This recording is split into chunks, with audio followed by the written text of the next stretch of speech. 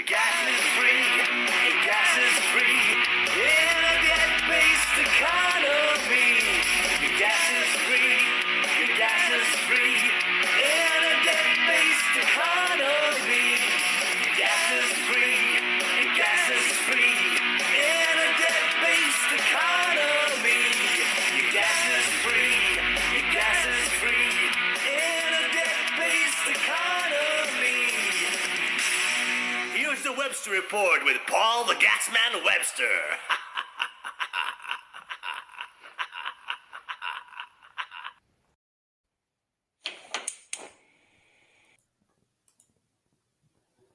Still can't quite get that right. Good evening and welcome to another Webster Report on this, the 10th of November 2024. There's not much happened this past week, has there? I don't think. Can't think of anything to note anyway, apart from more fires across America, more floods across Europe.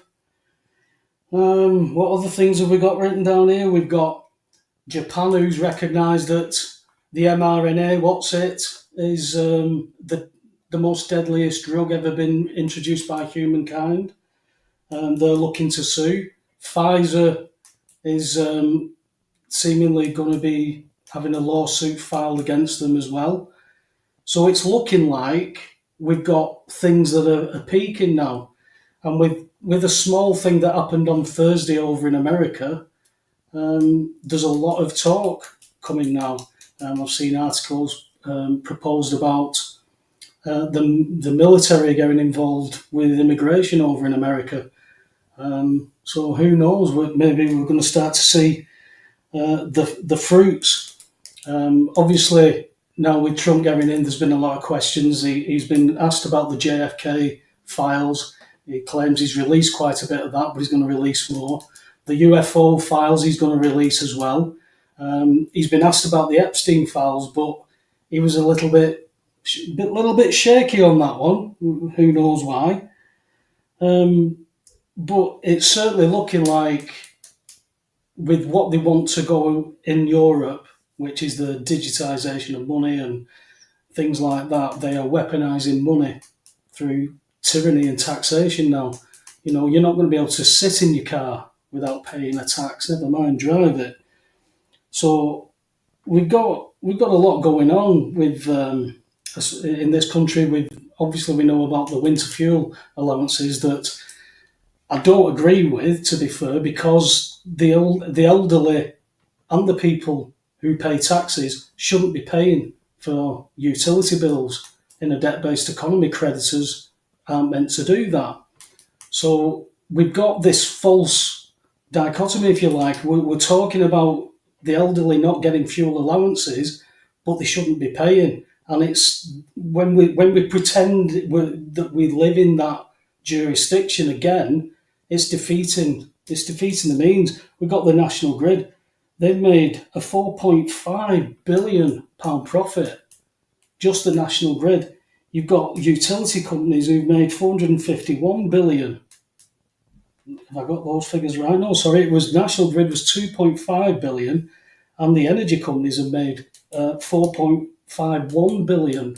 What are we doing here? How are these companies making all this profit when they're actually meant to be acting as agents on our behalf?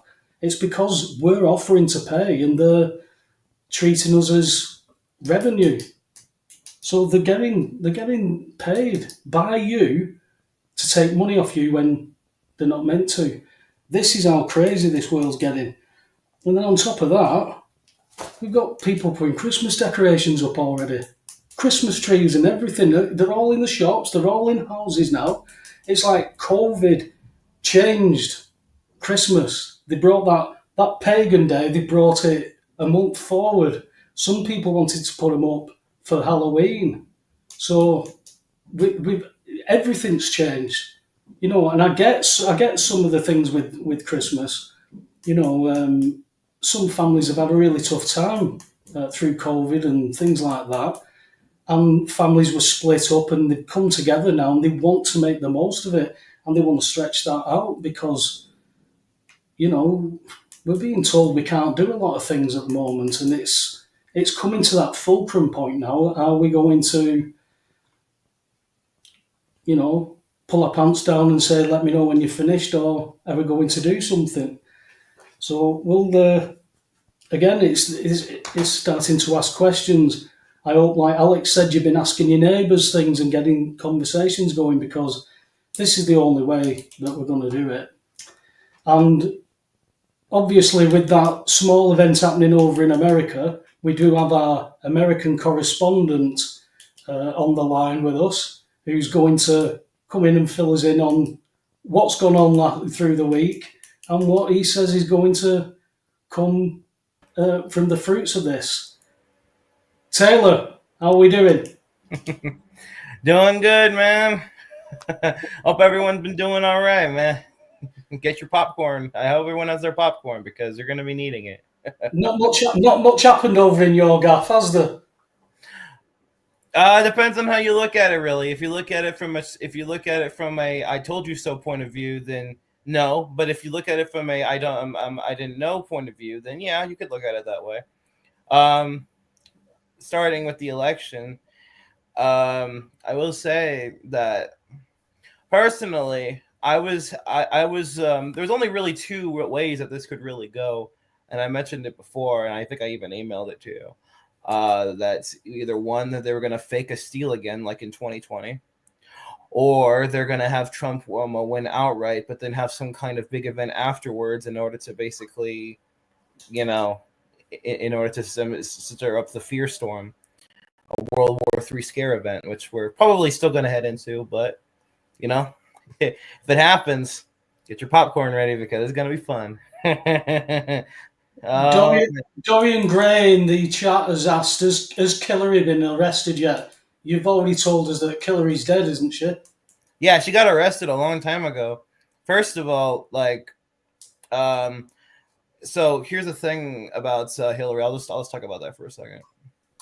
She was detained. Q said that she would be detained, and she was back in 2017. Anyone remember the little ankle bracelet that she had on, the little wrist bracelet? She and John McCain, or John McStain, whatever you want to call him, had the same thing.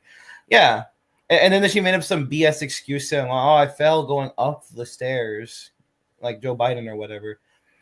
It's an ankle monitor bracelet, monitoring her actions and her speech, because she was detained. She was not yet arrested at that time. Now, obviously, later on, she was arrested. And we have a decent idea of the fact that she was executed as well. Because sorry for interjecting. Is that when me and Alex were actually talking about it, where she was approaching that limousine, and she actually must have seen somebody in there who she didn't really like, or something certainly stopped her wanting to get into that limousine, that she was then encouraged. Well, she was virtually thrown into the limousine. What's your take on that one? Well, it's just more of the game, man. Because back then, the big players, as I've said before you could wake up the public, you have to get the big players out of the way. Otherwise, it's just not going to work. It's just like, if you want to tell people the truth, you can't have the bad guys going and pointing guns at you and trying to subvert you in every single way. As far as Hillary goes, Trump, this is several months ago now, he said that we don't call her Crooked Hillary anymore. We call her Beautiful Hillary. Get it? Because she's laid out. Because it's not Hillary. No, well, yeah, but also because, get it, she's laid out in a funeral home. She's beautiful because she's dead. How beautiful. She's in a casket because she was a witch, a satanic witch. So yeah, that's as far as Hillary goes. I mean, for God's sake, she doesn't even, the current quote unquote Hillary doesn't even look like her. Like you cannot look at her and say, "Oh, this looks like Hillary." Like just compare a before and after. It doesn't even look like her. She looks 20 years younger, and she looks like she has some kind of interesting little wrinkles on the neck. You know what I'm saying? I've seen the Joe Biden one where he scratches his neck like that, and it leaves all the wrinkles up. So after seeing the female CIA operative on doing the TED talk in a mask, and then she took the mask off midway through the talk, and nobody knew. And she said, This is how good we are now in the CIA." She says we can be close up and personal, and you will not realise that you're speaking to somebody in a mask. So this is why we were saying about, not only is it a film that we're watching, but it's interesting to see who's writing the scripts now, because I know who's in control of the ultimate script, but which players are coming forward now? What scene are we on? Well, this movie was supposed to be, as Q said, an 8-year plan starting back in 2017. We're on the 8th year now, so the movie is basically over. We still might have a few minutes left in the movie, but overall, it's pretty much over at this point. All the bad guys have been taken care of. I should also mention this for anyone that might be wondering. So we could pretty much all unanimously agree, yeah, Joe Biden's a phony. It's not the real Joe Biden. So if that's the case, then all these people that are so-called close to him and meeting with him, how can they be real? By process of biological inference, if Biden's fake, then how is Netanyahu real? Who's he meeting with? Who's Kamala meeting with? How they would surely know that Biden is not the real Biden. Obviously, they've known him for Netanyahu, for example. He knew every big politician in this country for decades. You think he wouldn't know who that it was a fake Biden? Of course he would. So that proves that he's a phony as well. And that goes into what I was saying about the whole Gaza thing being nothing more than just a movie. There is no war in Gaza. It's all just theater, all just dust theatrics, fake blood. You even see, it's so funny. You even see the same people being shown multiple times in different images. I must say, I mean, I'm not commenting on what's happening in Gaza at the minute, but I have seen many times from different wars over the last 20 years of exactly what you were saying there. Particularly if you've never heard of the white helmets, they've always seemed to show up in all these areas, and they're very well funded, very well advertised for donations and stuff like that, and they seem to turn up just at the right times. Parts where there's an explosion, and then people come running out into the street and pretend that they've been injured and things like that. I've seen that with my own eyes. I know that this is going on, but it was like we had in Holland during the midweek, we had football matches being played in the Champions League, and Israel, Maccabi Haifa were playing in Holland, and there was trouble after that, and that was brought up to be they were railing against Palestinians and causing all that. So that creates the division again in Europe. And when I look at it, because the IDF's motto is "we'll do war by deception," when you look at the likes of Hamas, is Hamas a bogeyman set up by the IDF? Is it funded through different channels?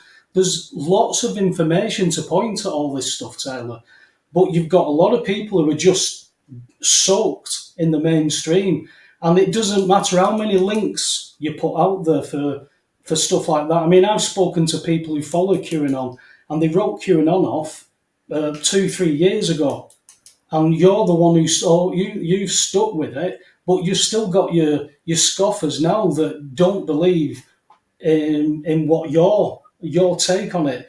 But there is definite plausible information to show that there's at least an enactment on certain fronts going on. You know why people dropped off the Q drain? Why so many people did? It's because they got salty that they weren't right about how the 2020 election was going to go, despite the fact that Q specifically told us that they were going to have Biden win the election. He literally said that. Yeah, people just they jumped off the Q train because Trump didn't overtly get in. It's just people can't see the forest through the trees, and they end up getting fooled. And what can you do at that point? It's like You can try to talk to people, but at the same time, if they aren't willing to listen, then what can you do? Oh yeah, by the way, I will address something that was said in the chat. Chris said, "Am I on the 17 train?"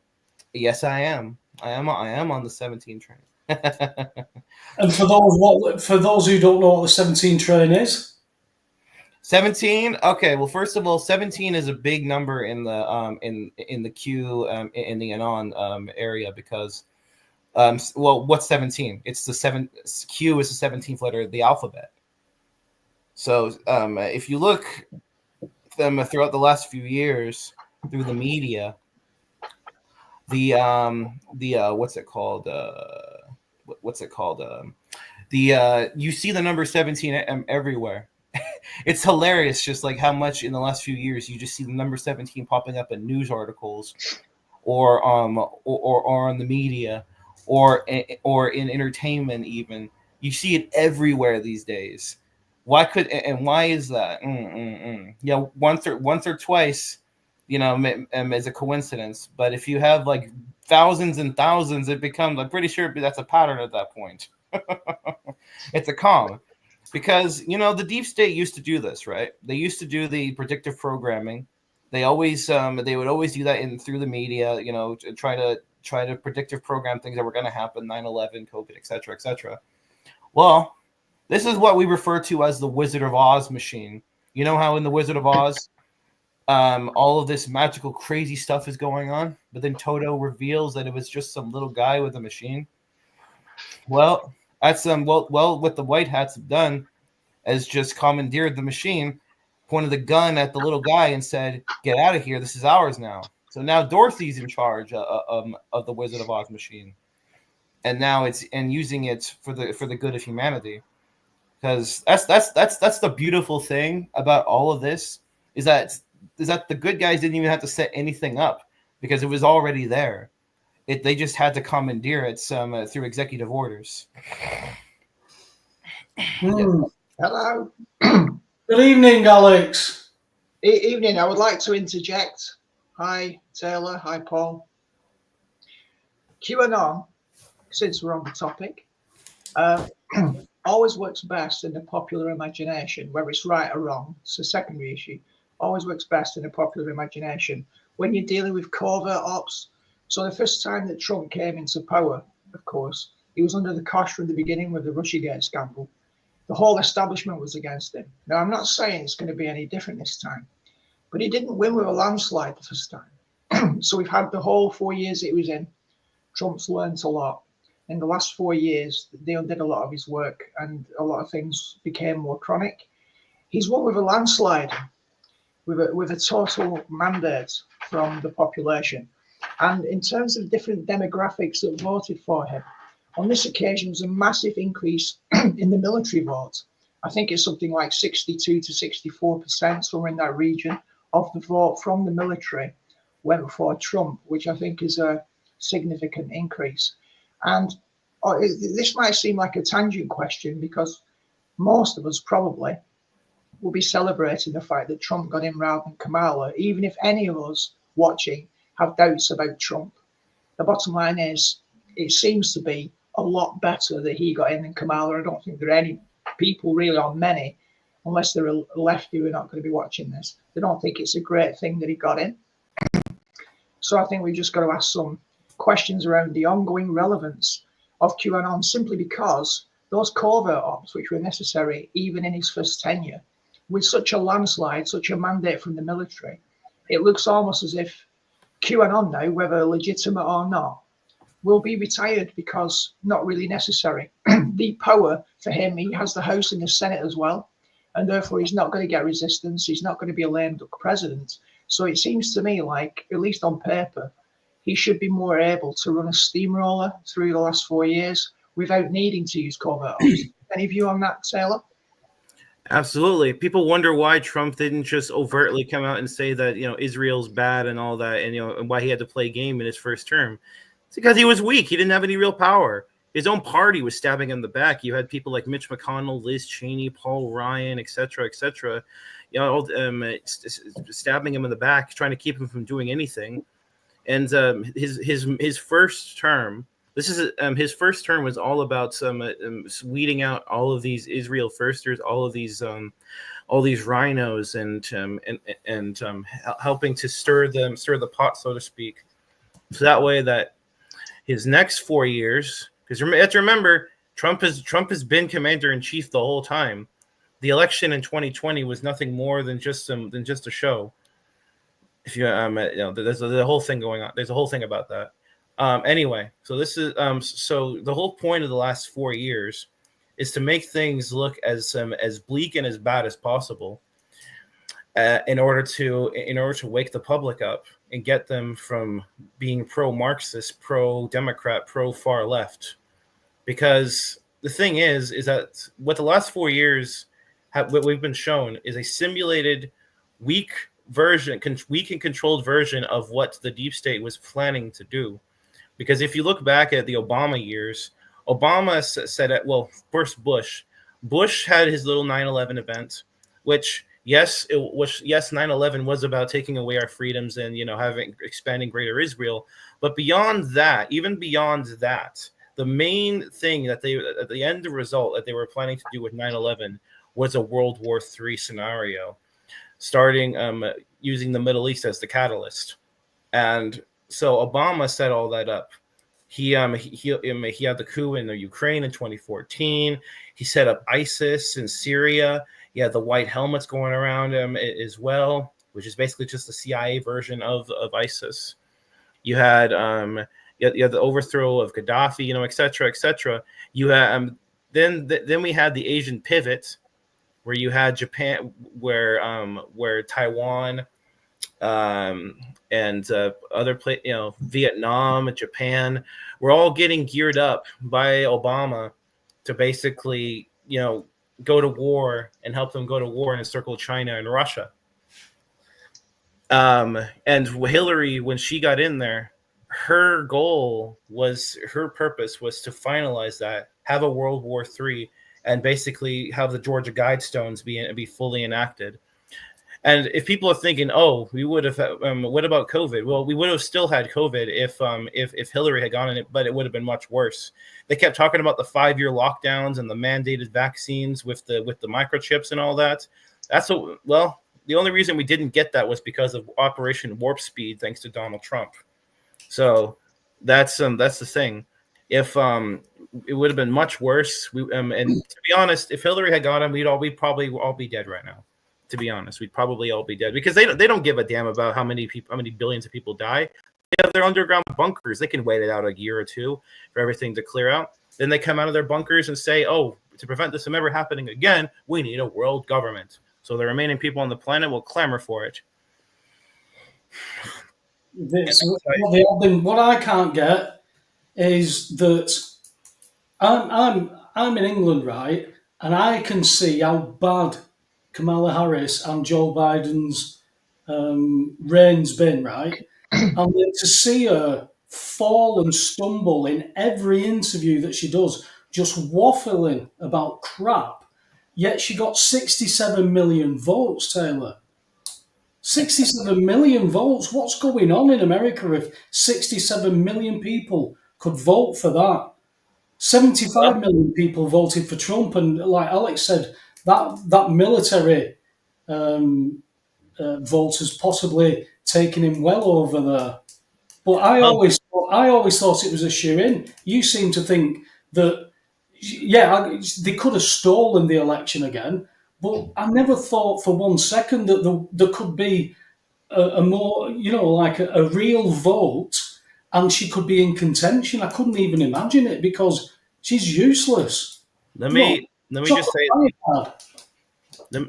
just say, first of all, there was also a lot of election fraud this election as well. There was a lot of phony Democrat votes where, if you were paying attention, a lot of these big areas, they had delayed take-ins and counts for the ballots. There was a lot of sneaky stuff going on.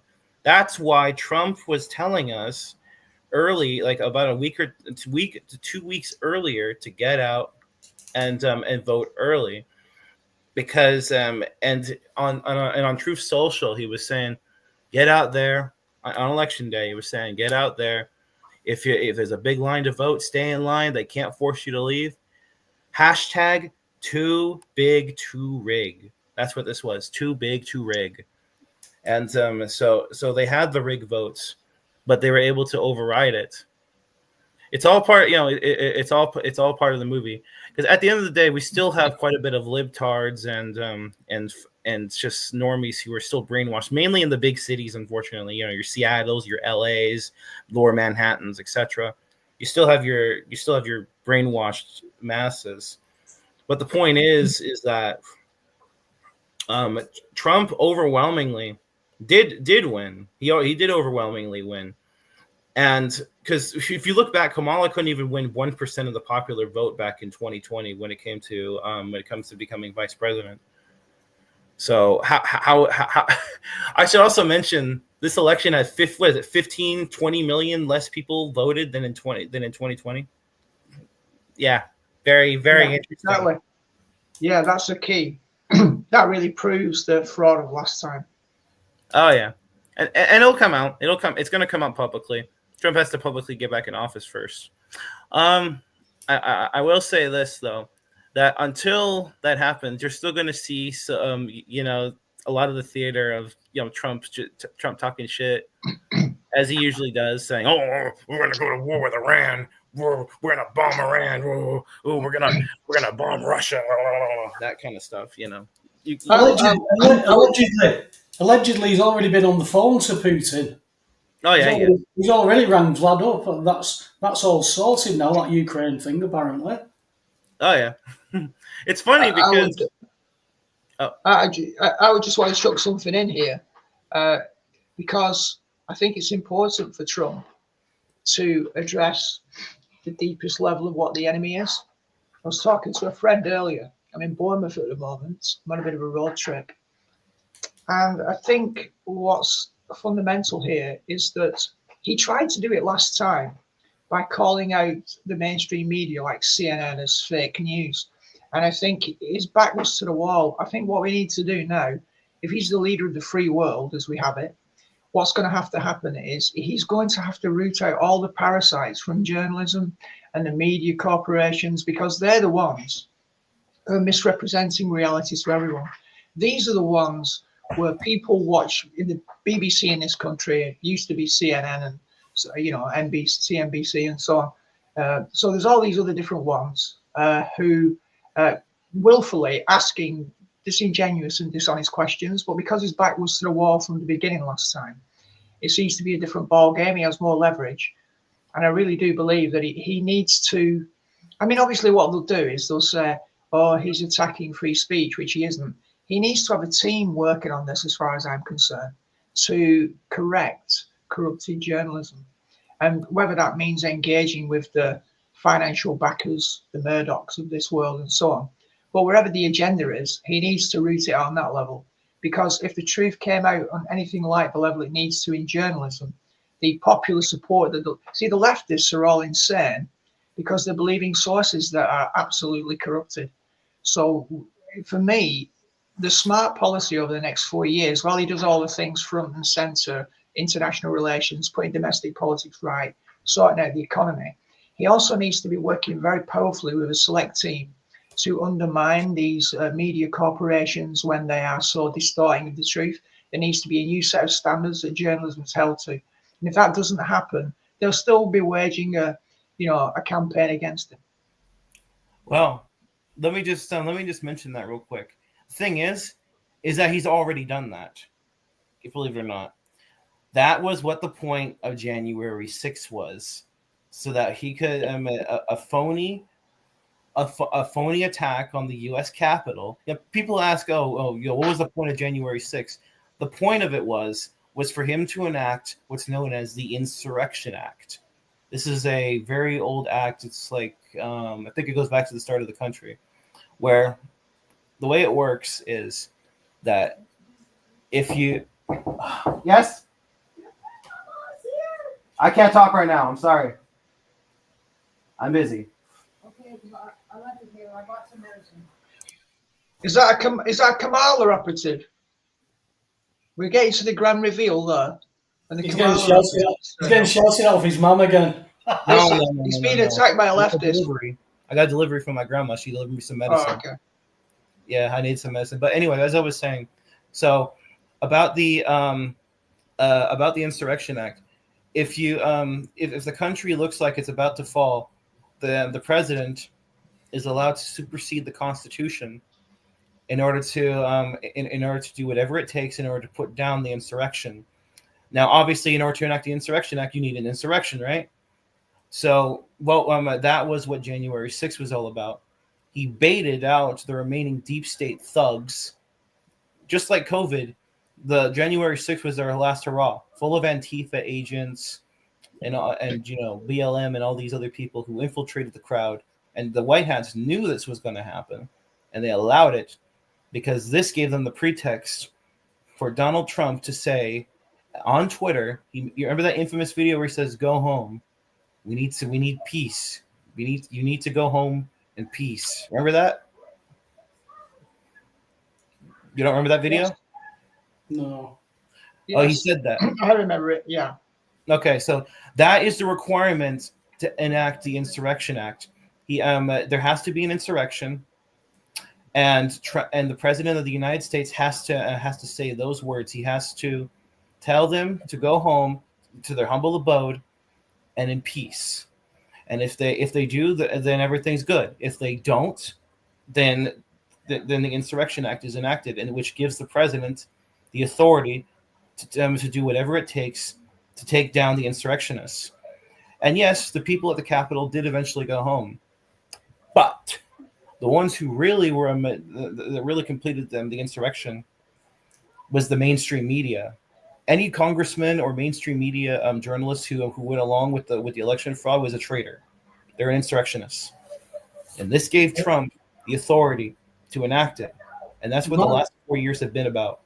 Taylor, Michael Billington in the chat room saying that Trump didn't sign the Insurrection Act. Did he? He's saying that he didn't. Because he said he gave the exact words that he needed to. In fact, he stated them multiple times. He said, he says that yes, the president has to say go home in peace. He said it like 4 times, so he really hammered it home. He completed all of the requirements to enact the Insurrection Act, and so that's the thing. The last 4 years have been we've been under that. We've been under that act. Well, I don't know whether Michael's right or wrong there. I thought you might know. Well, yeah, he did. He enacted the Insurrection Act. Yeah, right. He enacted the Insurrection Act. He completed all the requirements and everything. Okay. And the only other president to do this was Abraham Lincoln. President Lincoln, he enacted it. Well, Lincoln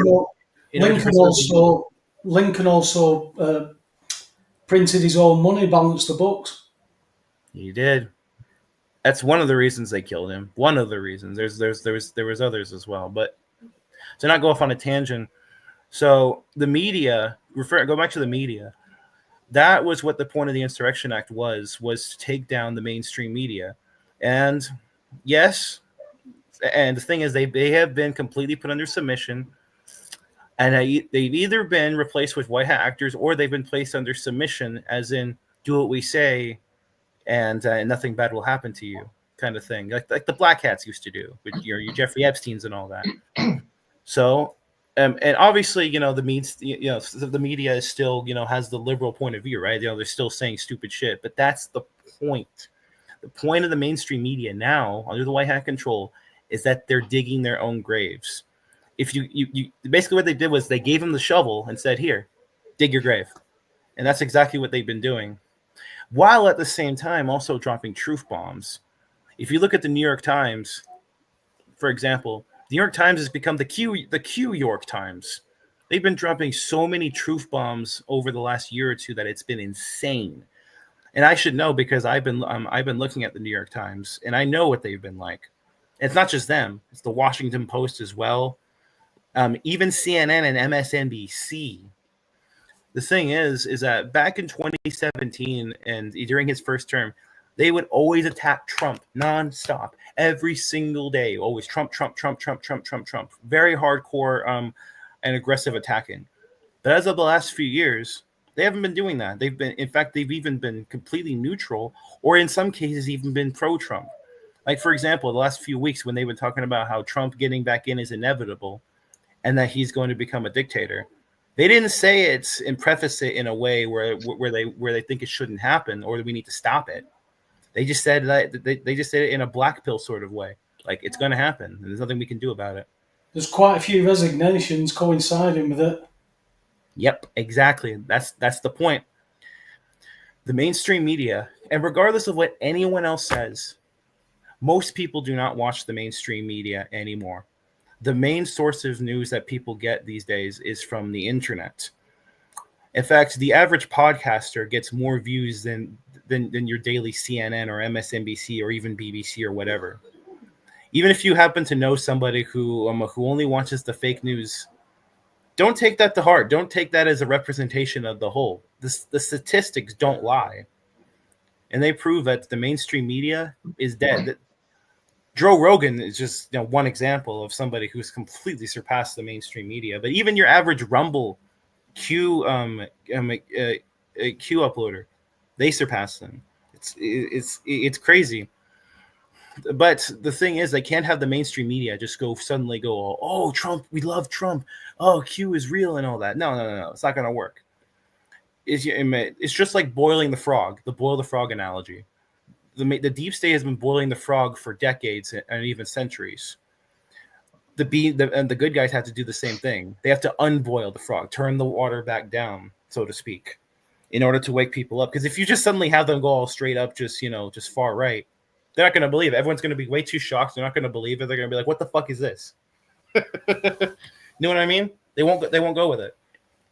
So I know it's a long-winded answer. But as far as the media has been under control for a few years now. Now it's just a matter of them just killing themselves while dropping truth bombs at the same time. Well, unfortunately, over here, we've still got so many people who do just follow mainstream media. They don't bother looking. And unfortunately, they're the silent majority at the minute. Although, like we've said quite a few times, COVID certainly stoked the fire in people. The utility bills going up, that stoked a big fire as well. The factor is they're putting all this climate stuff in place now to fine us and charge us tax for all this, yet they've lost 41 billion from the climate change account. And, it's like what we talk about every week. When are people going to say, hey, that's enough? That's enough. I don't want any more of this crap. I'm still paying for things through the nose and I can't live. We've got things that are happening over here as well, Taylor. I mean, I was speaking to somebody early in the week from a good source as well that, with Trump, now I thought it was a shoo-in anyway that Trump was going to win. But once he got in and this person who I was talking to said, well, Trump's our man and Farage is our man. And Farage is now making some rumblings over here that people are going to get behind. They do put faith into people and public figures, whereas I'm very, very sceptical.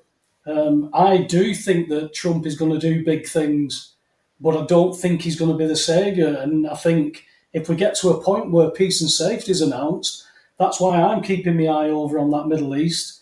You're saying that it's, the Gaza stuff is fake. There's flat buildings there. There's something going on. They might be embellishing, like we were talking about, how certain TV crews are embellishing and stuff like that. I mean, You've only got to go back to 1990. The Gulf War.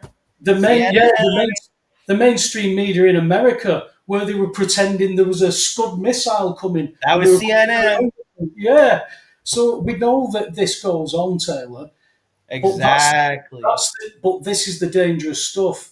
Trump speaks truth, but he also clouds stuff. Now, when that comes, I have to be sceptical. So I get why you're getting that way, because you're getting emotional about it, because you've had a really bad 4 years there, mate. I mean, they decimated that country in 4 years. It's unreal how much they managed to dig that out. So you go, it wouldn't, you know, who would anybody running against Kamala Harris? I would have thought could have beaten her with common sense. So that's what's dangerous to me about it. I see it in all the politics. When we require a hero, they will give us one. That's what we know these people do.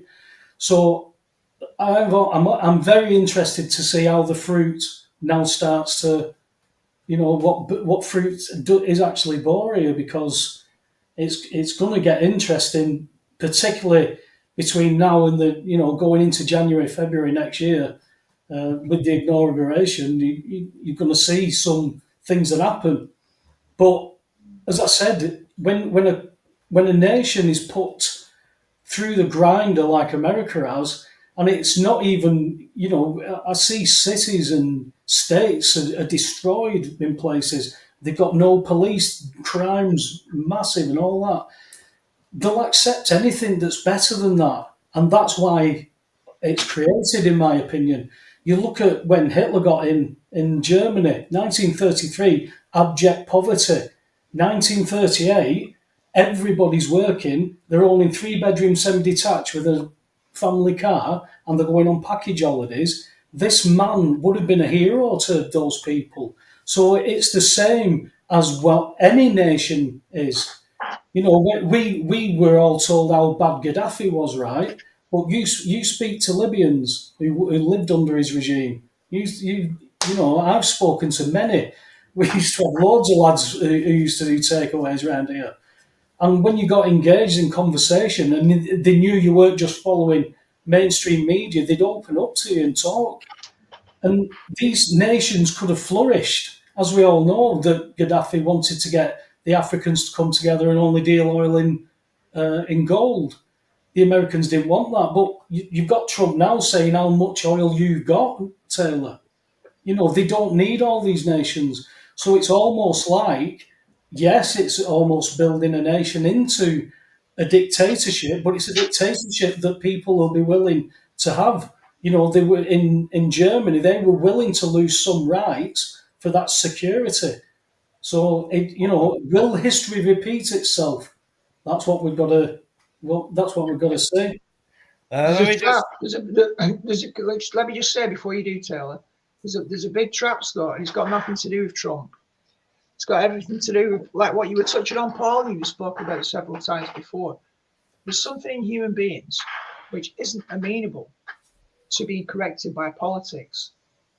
Politics and political leaders will always encourage human beings, even if they don't do so overtly, to be lazy, to trust and to rely on political figures outside of themselves to fix all the problems of the world. It's very similar to what you find with general practitioners in this country. We've set up health where we don't encourage people to be autonomous beings, taking responsibility for their own health, managing that. We have some experts in a particular position, and they give you the official line about what lifestyle is healthy, what foods are healthy, what diet, and so on. And so then we go to the expert who tells us what to do, what to believe, or we feel secure until things go wrong. And then we look to this person to be the panacea for all problems. So the problem actually, ironically, is with successful leaders, everyone breathes out and says, oh, fantastic, Trump's back in. And so what that means is all these structural problems will be eradicated or improved. There's nothing wrong with that mentality because there's a large degree of truth in it. But if people relax, sit on the laurels, they're forgetting that time passes, we all die, new people come along, and life continues, or it doesn't. So at the end of the day, this is actually an opportunity for us to start to build culture.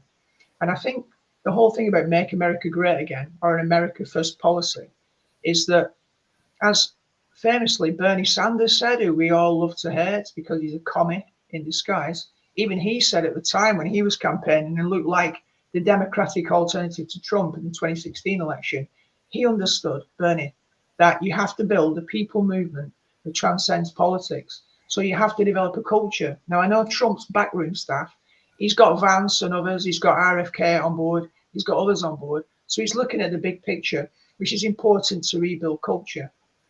But there's more to it. There has to be a make America, or put America first, basically, America first policy that has to really grow inside the populace.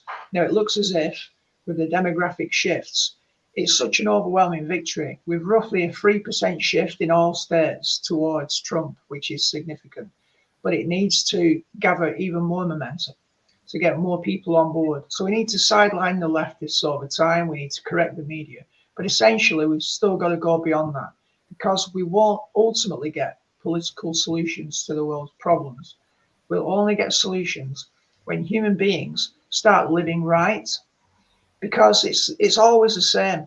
We always look for somebody to do the work for us because we're fundamentally lazy. And if we continue to rely on that, we'll be disempowered. It's like when we developed calculators in terms of technology. If you just give it to a kid from the beginning, the kid will become disempowered by using the calculator and won't develop mental arithmetic skills because it doesn't need to. So the problem is, if we rely too much on these leaders who promise solutions, yes, they need to correct certain infrastructural problems.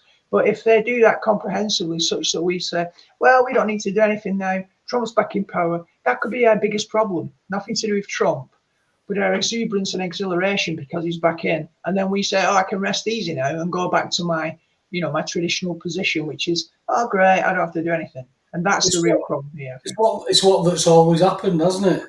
That's what happens. This is why we're so disempowered. None of us understand the law, so we go to a solicitor that has to be part of their club and have to not go against their club. So we're doing the same thing, Alex. We're going to go down the same path if we don't understand and take part in this. I mean, we're meant to have all these local meetings and have somebody elected from our local area to go there and fight for our local area, but we don't have that. We have people who get invited down south, who get everything paid for and do deals to not do anything for the people. And that's the predicament that we have. So when Trump comes in or anybody like that comes in this country, they start to get, knocking a penny off a pint will be brilliant, because of all the bad stuff we've had. So it's like, it's Stockholm syndrome. They're beaten and beaten and beaten, and then it's, oh, give me a cuddle. And then you're beaten again, and it's, oh, another cuddle. It's all they've ever needed, isn't it, Alex? Yeah, and I think the other thing here as well, Paul, is the whole capitalist socialist debate, which is an anachronism from Karl Marx in the 19th century. It's massively changed. The bottom line is, even with things like economics, it's very important to support small businesses, because what's been happening is corporates, parasites, basically have monopolized the landscape economically. And while there's certain advantages to collective power of big capitalist organizations, there are distinct disadvantages and drawbacks. So, like, if you go in this country, obviously, Taylor, you will have perhaps quite the same. I don't know, you've got Walmart, but we have the big hyperstores now. So I'm presuming you will have them in America, where you can get literally everything. Literally everything. There's a time when supermarkets largely did food, then they moved into clothing. Now they do consumer electronics and other stuff. And the massive hyperstores, supermarkets. He can buy guns while he's buying his microchips. Well, he can, but that's not necessarily a bad thing. But what I'm saying is, to get competition, what Trump will need to do is he will certainly need to ensure that small competitors on a local level aren't choked out by these big corporates. So a lot of it's going to depend on his model of capitalism. Like when he's fighting against the tide, like a salmon swimming up the stream, he can criticize the status quo and make certain measures to correct that. That's fine. But when he has a mandate, when he has the House and the Senate as well, he's a different kind of pressure, that because he has to make certain questions, so he has to address certain questions with his mandate about what's he really going to do in terms of Will he side with small businesses that are vital? Like we see what happens. This is in this country, we've got like the buy local, buy local, buy local. You might pay a bit more, but you're supporting local business. Now, a bottom line economic model says no, either make profit, become more competitive from a business point of view, appease the shareholders. But at some point, traditional capitalism has gone too far, and it just prioritizes the economic bottom line of profit. Now, Trump could conceivably go down that line economically in the short term to produce an elevation, which will be optical or cosmetic. But in the longer term, I think he really does need to focus on small business startups and enterprise. Farage talks about that a lot in this country. And because they get on, I can only presume that Trump will do that. But there are many questions that await us over the next 4 years, because instead of battling against the system in which he was the first time, he now has a total mandate from the people, a landslide victory, and it's a different sort of problem that he's facing, because we're now really going to see what he's made of. That's right. Because now he has complete power, and if we're talking about dictatorships, fundamentally, what even is a dictatorship? It's people usually define it as like, someone like, people that were supposed to hate, like Hitler or Stalin or Gaddafi, et cetera, et cetera, et cetera. But it's just like, fundamentally at its core, any form of government is a dictatorship in some way, shape, or form, no matter how you slice it. It just depends on how overt they are with it. But in the case of quote unquote democracies, they love to go and try to fool the public, but making it seem like that they're the ones who decide what's really going on, when in fact they're not. And that's always been part of the plan. That's why back in the 1800s, the Rothschild agents would always try to overthrow the monarchies. Get in bed with these monarchies, then take more and more power away from them, and eventually get rid of them and murder their whole family. The whole point was to put in their little puppets, so that way they're easily controllable. And this has happened so many times throughout the last couple hundred years. As far as the small businesses, Trump and Q, for that matter, have promised that these big corporations are going to go, and that the small businesses are going to come back, because the small businesses are at the heart of what makes a society really work. Because what was Amazon originally? Just use books, and then what did it become? Jeff Bezos' baby became this huge corporatocracy. And at the end of the day, both capitalism, unbridled capitalism, unrestrained capitalism, and communism are the exact same thing. They just have have different faces on them to make them look different, and they're always controlled by the same people. What Trump is planning to do is have fair, but at the same time restricted capitalism. But in order to achieve that, people have to be willing to accept the idea of being told something like that. It's like, no, you're taking away our freedoms, kind of thing. That's the thing. People fall for that, and that's why they fall for the unrestrained capitalism trick. But what they don't understand is that the rhetoric isn't exactly always what it seems. And that's what people have been learning over the last 4 years with stuff like the Ukraine and all the immigration as well. They're always told like, oh, we need to be tolerant of all the immigrants. We need to let them all in. But yeah, Trump has unbridled power now. He has complete control, and he's free to basically do whatever he wants. And that was the point of the last 8 years, was to get rid of the deep state. And one thing that I want to see toward the top of the list, I want to see public executions. I don't want to see no nonsense where, like 5 years from now, Hillary's announced to have died of breast cancer or whatever. No, I don't want none of that crap. I want to see some public executions. I want to see these people go. Taylor, I'm interested. When you said about the last 8 years, and that was the point. Do you think then? I mean, hindsight's a wonderful thing, right? Do you think it would have been preferable if Trump had got in consecutively, and now he would have been the departing president, and there may have been another Republican who had been trained up, so there could have still been a Republican elected, it just wouldn't have been Trump. he could have brought somebody through the ranks? Or do you think, obviously, we know that he got, diddled with the rigged election. So unless we suggest that Trump himself was happy with it, and he sort of protested because he challenged it in the courts and lost. So it's hard to know.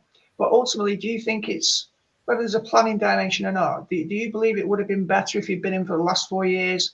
I mean, as I say, we can say now that the point that he didn't was that other things could happen and smoke things to the surface, which is plausible, but equally, it might have been better if we didn't have the last 4 years, because we wouldn't have had the war in Ukraine, so much needless loss of life.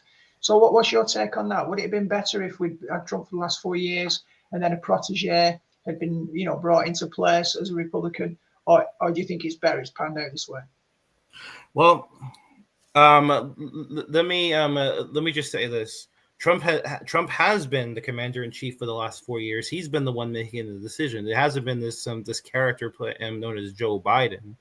He's just been an actor put into. He's the president of the corporation of the United States in the corporation in Washington in the District of Columbia, which is separate from the Republic of the United States. And Trump has been the commander in chief of the United States this whole time. So everything that's happened has been through his watch, as well as the watch of the White Hats. Because you have to remember, at the end of the day, that Trump is just the tip of the spear. He's important. You do need that figurehead, but he's the tip of the spear. The real muscle is the military, the patriots, the 60,000 plus man army that's even the mainstream media has talked about over the years. That's why. Go on, sorry, finish what you're saying. Oh, I said that's why you had what's his face? I forget his name. The one that people say that he's a patriot that went to the Middle East, that went to Asia, and he was exposing the NSA of surveillance. Was it Edward Snowden? I think. Snowden, yeah. Yeah, he was a CIA plant. His whole point there was, he tries to be, they made him to look like the Julian Assange case, where, but unlike Julian Assange, this guy was a plant. The whole point of him was to convince the American public to get rid of the NSA, who are the good guys, and have all their power be transferred to the CIA, the deep state, essentially. So it wasn't about getting rid of, surveillance and all that. And the reason I bring this up is because at the end of the day, when it comes to the good guys, they are the ones who have been in control. And the 2020 election was allowed to be stolen. As I said before at the start, Q told us before the election results came in, before the election, he told us that Biden was going to win. That was the whole point. And the reason that he had to win, because if Trump had just gotten in there for a second term, nothing would have changed. At the end of the day, the deep state still had a lot of people in it. And the point of the last 4 years isn't even about that. The point of the last 4 years was to wake people up. As this Q said multiple times, only on the precipice do people change. You can't tell the public, you have to show them. And the only way to do that is to put them on the precipice of despair, so that way they awaken and see the truth for what it is. Because if Trump had just gotten in there from overtly, because he's for an overt second term, nobody would have given a shit. They wouldn't have listened. They would have been like, "Oh, he's just being salty against the Clintons." Blah blah blah blah blah blah blah.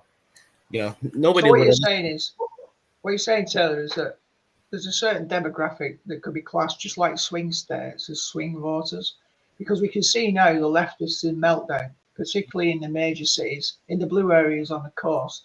So they're no less intransigent than they used to be. So it seems as if there's a sort of a small middle, relatively small middle, and it only required a roughly 3% shift. You could see it, because I was watching it for 6 hours from 12:30 a.m. UK time till 6:30 a.m. Because when the Arizona vote stopped at 50% for about 2.5-3 hours, I got the impression that they were going to do the same as what they were going to do in the Rust Belt states last time, when they stopped the votes at a certain point, and then all the postal votes came in and they added a load of dead people and other things, and all the voting machines were rigged and so on. And it looked like they kept Arizona in reserve. So I think at first the Democrats were hoping that Kamala would be closer so that they could just, because you only realistically, if it had been neck and neck, you only need to nobble one state to get the electoral college votes, and that's all they were interested in. But when it looked like it was a clear landslide, then they just decided to give up on it. But still, Arizona took it. I don't even know if has Arizona declared now, and Nevada. I mean, Yeah. they hadn't done last time I checked. Yeah, they have. For Trump then they came through for Trump as well, both of them. Yes. Right, well, there you go. But it looked to me at one point in that 6 hours at about 4 o'clock, I was thinking 4 a.m. I'm thinking, are they going to do the same as they did last year and just sort of manipulate it all? But it became clear over the next couple of hours that they weren't going to have the scope to do that. Well, hold How on. about if you look at it this way? The first 4 years was to do the donkey work that they've tried to undo for the next 4. But it's set Trump up now to come in with as Taylor mentioned earlier, with a public mandate. The American public spoke that Trump is the man, right? Yeah. So what's stopping him now getting an executive order passed to make him the last president, and it to be a kind of a dictatorship, because they're going to clean it up that well that people are going to go from that republic back into the fold type thing. Do you get what I mean, Alex Taylor? You know what? Yeah, I'm going to be honest. I'm actually hoping that does happen, genuinely. And the reason Careful what you wish. Careful what you wish. And the reason for that is because, let's say, for example, 4 years passes, Trump gets out, blah blah blah blah blah. We'll eventually go back to the way things were if we continue to live in this quote unquote democracy, where the rule of the naive majority rules. There has to be fundamental changes in how our leaders are decided, and the only way for that to happen is for us to have a quote unquote dictatorship for a while. I'm hoping that Trump stays leader, because we need a lot of things to happen. We need a fundamental. Hang on. A dictatorship for a while requires rights to be given up, and I do not know any regime that has taken rights for a bit and then given them back. Well, it ends up in bloods in history. Wait, okay. First of all, what do you mean by taking away rights? There hasn't been any rights taken away. In fact, we've been given rights. Let's take Hitler, for example. When Hitler came to power, which, first of all, he came to power democratically. He was elected in, and he was given emergency powers by what's his face, Hindenburg, I think. Yeah, no, I forget the name. I forget his name, but he was given emergency powers for 4 years because the country was a mess. The political system, the economic system, everything was just a complete mess. And so he told Hitler, "You have 4. Okay, you have 4 years. Do whatever you need to do." And then Hitler said, "If my emergency powers run out and people still don't like me and things are still not fixed, then you can vote me out." But as it turned out, he saved the country. He did exactly what a leader's supposed to do: make a nation prosperous, make its people happy, have full employment. And Taylor, he took away rights. People disappeared. Taylor. That's what I said earlier. People went from abject poverty to having a 3-bedroom semi-detached. They will give up certain rights because of where they've been. What rights did they give up? What rights did they give up? There's a middle way. I think there's a middle. I think what has to happen here is a middle way between these two arguments. We have to redefine our understanding of what democracy is, because democracy is sold to us, particularly when women were given the vote. It's give everybody the same right to vote, and they extended that to illegals and dead people. Why not in democracy allow the dead people to vote as well? Because it's a free for all. But that shouldn't be the definition of democracy. The touchstone of democracy should be the ability of the people to remove a corrupt leader, should that be required.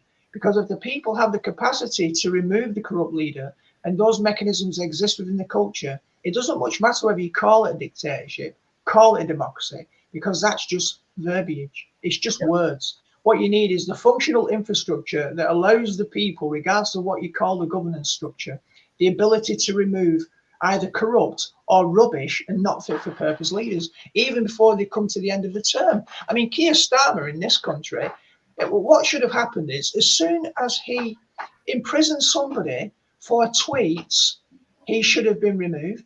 Not only that, when it was then discovered that he imprisoned them for tweets that were accurate, he should have been executed. I mean, it's the height of treason. So now in this country, we have political prisoners because they dissent against the government. Yet technically, this country is still a democracy. If you went and did a Google search about whether the UK is a functioning democracy, the answer would still come back, even from AI, that it is. But it isn't. If the leader of the said democracy is imprisoning people for making tweets, and tweets that are true. So what we need to do is redefine people's understanding what democracy is, not one person, one vote.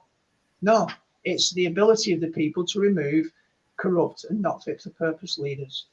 Exactly. And I should also add in that if a leader is doing his job and he's doing good for the country, why should he have to go just because of some term limits that has to, that just so happens to be there? It's like, if the leader's doing his job and if things are still going well, why can't he still continue to have power? Why do we need Taylor, you're going to be called a Putin sympathizer now. Putin's a good guy. What's wrong with Putin? I agree, but he's a good example of what you're talking about. He seems to be fairly much pretty much loved by his people. When the Tucker Carlson interview took place, and at the beginning, Carlson was showing the quality of the underground. It's a so-called technically formerly communist country. The public infrastructure was so superior to the degradation of the infrastructure. We see it in America. We see it in the UK. They don't maintain the infrastructure because the corporations are basically money laundering the taxes, and that money is going to their corporate profit, and the money is not being put back into the infrastructure. So if anything, the taxpayer pays and the corporates benefit. It's money laundering, writ large. Now, when you've got a so-called dictator in power who's not corrupted, they can take money.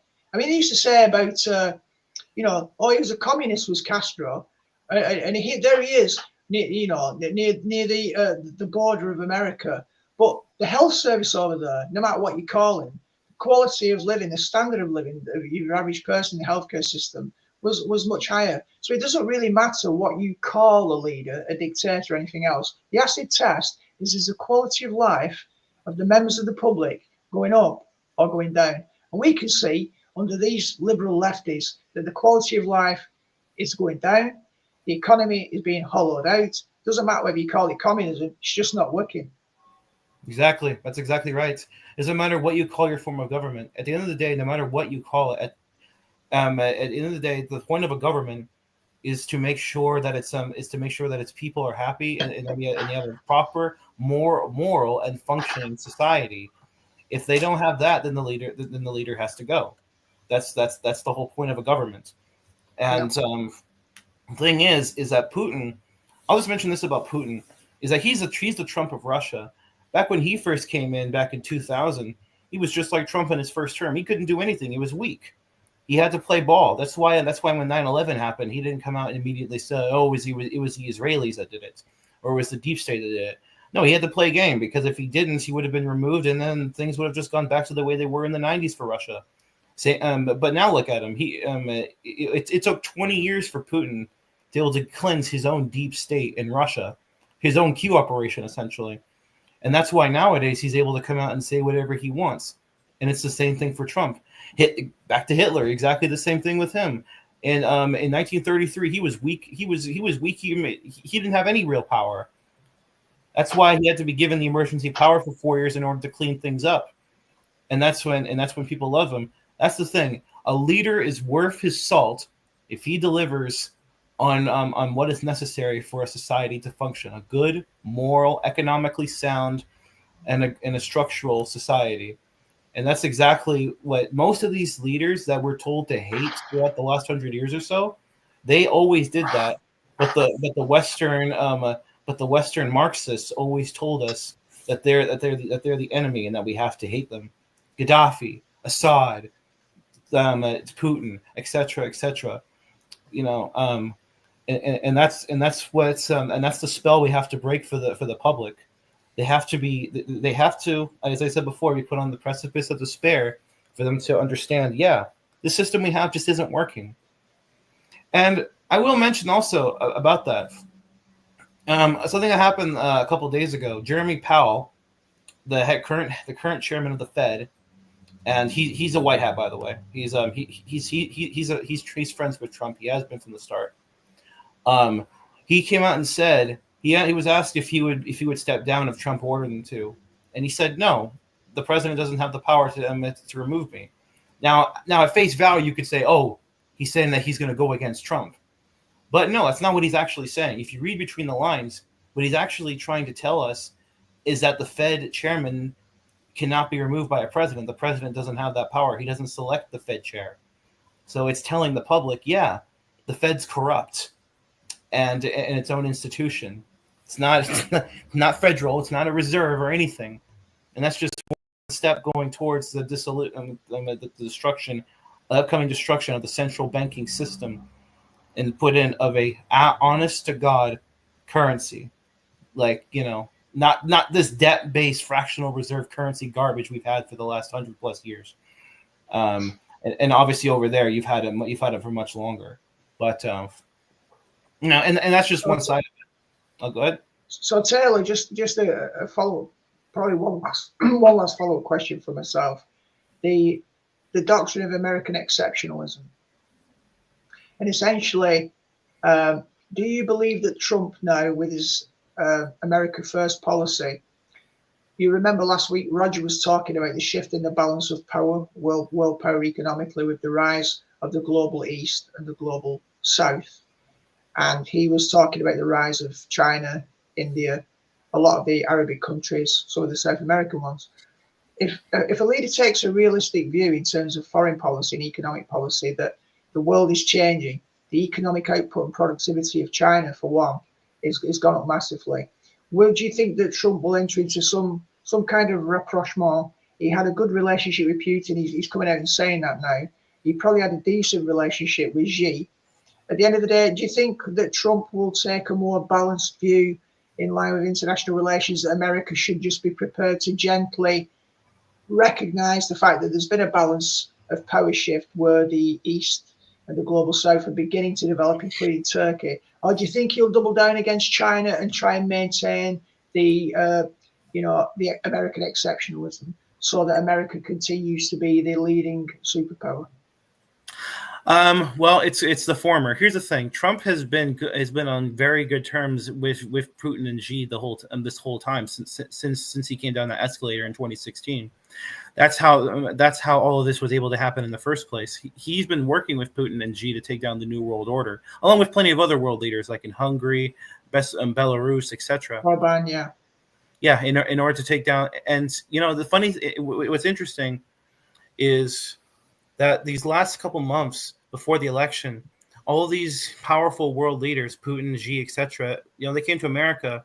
Who were they meeting with? They were meeting with Trump. They most of them didn't even meet this character Biden, which shows that not only that Trump has been in charge this whole time, the commander in chief, but also the fact that he's been on good relations with them the whole time.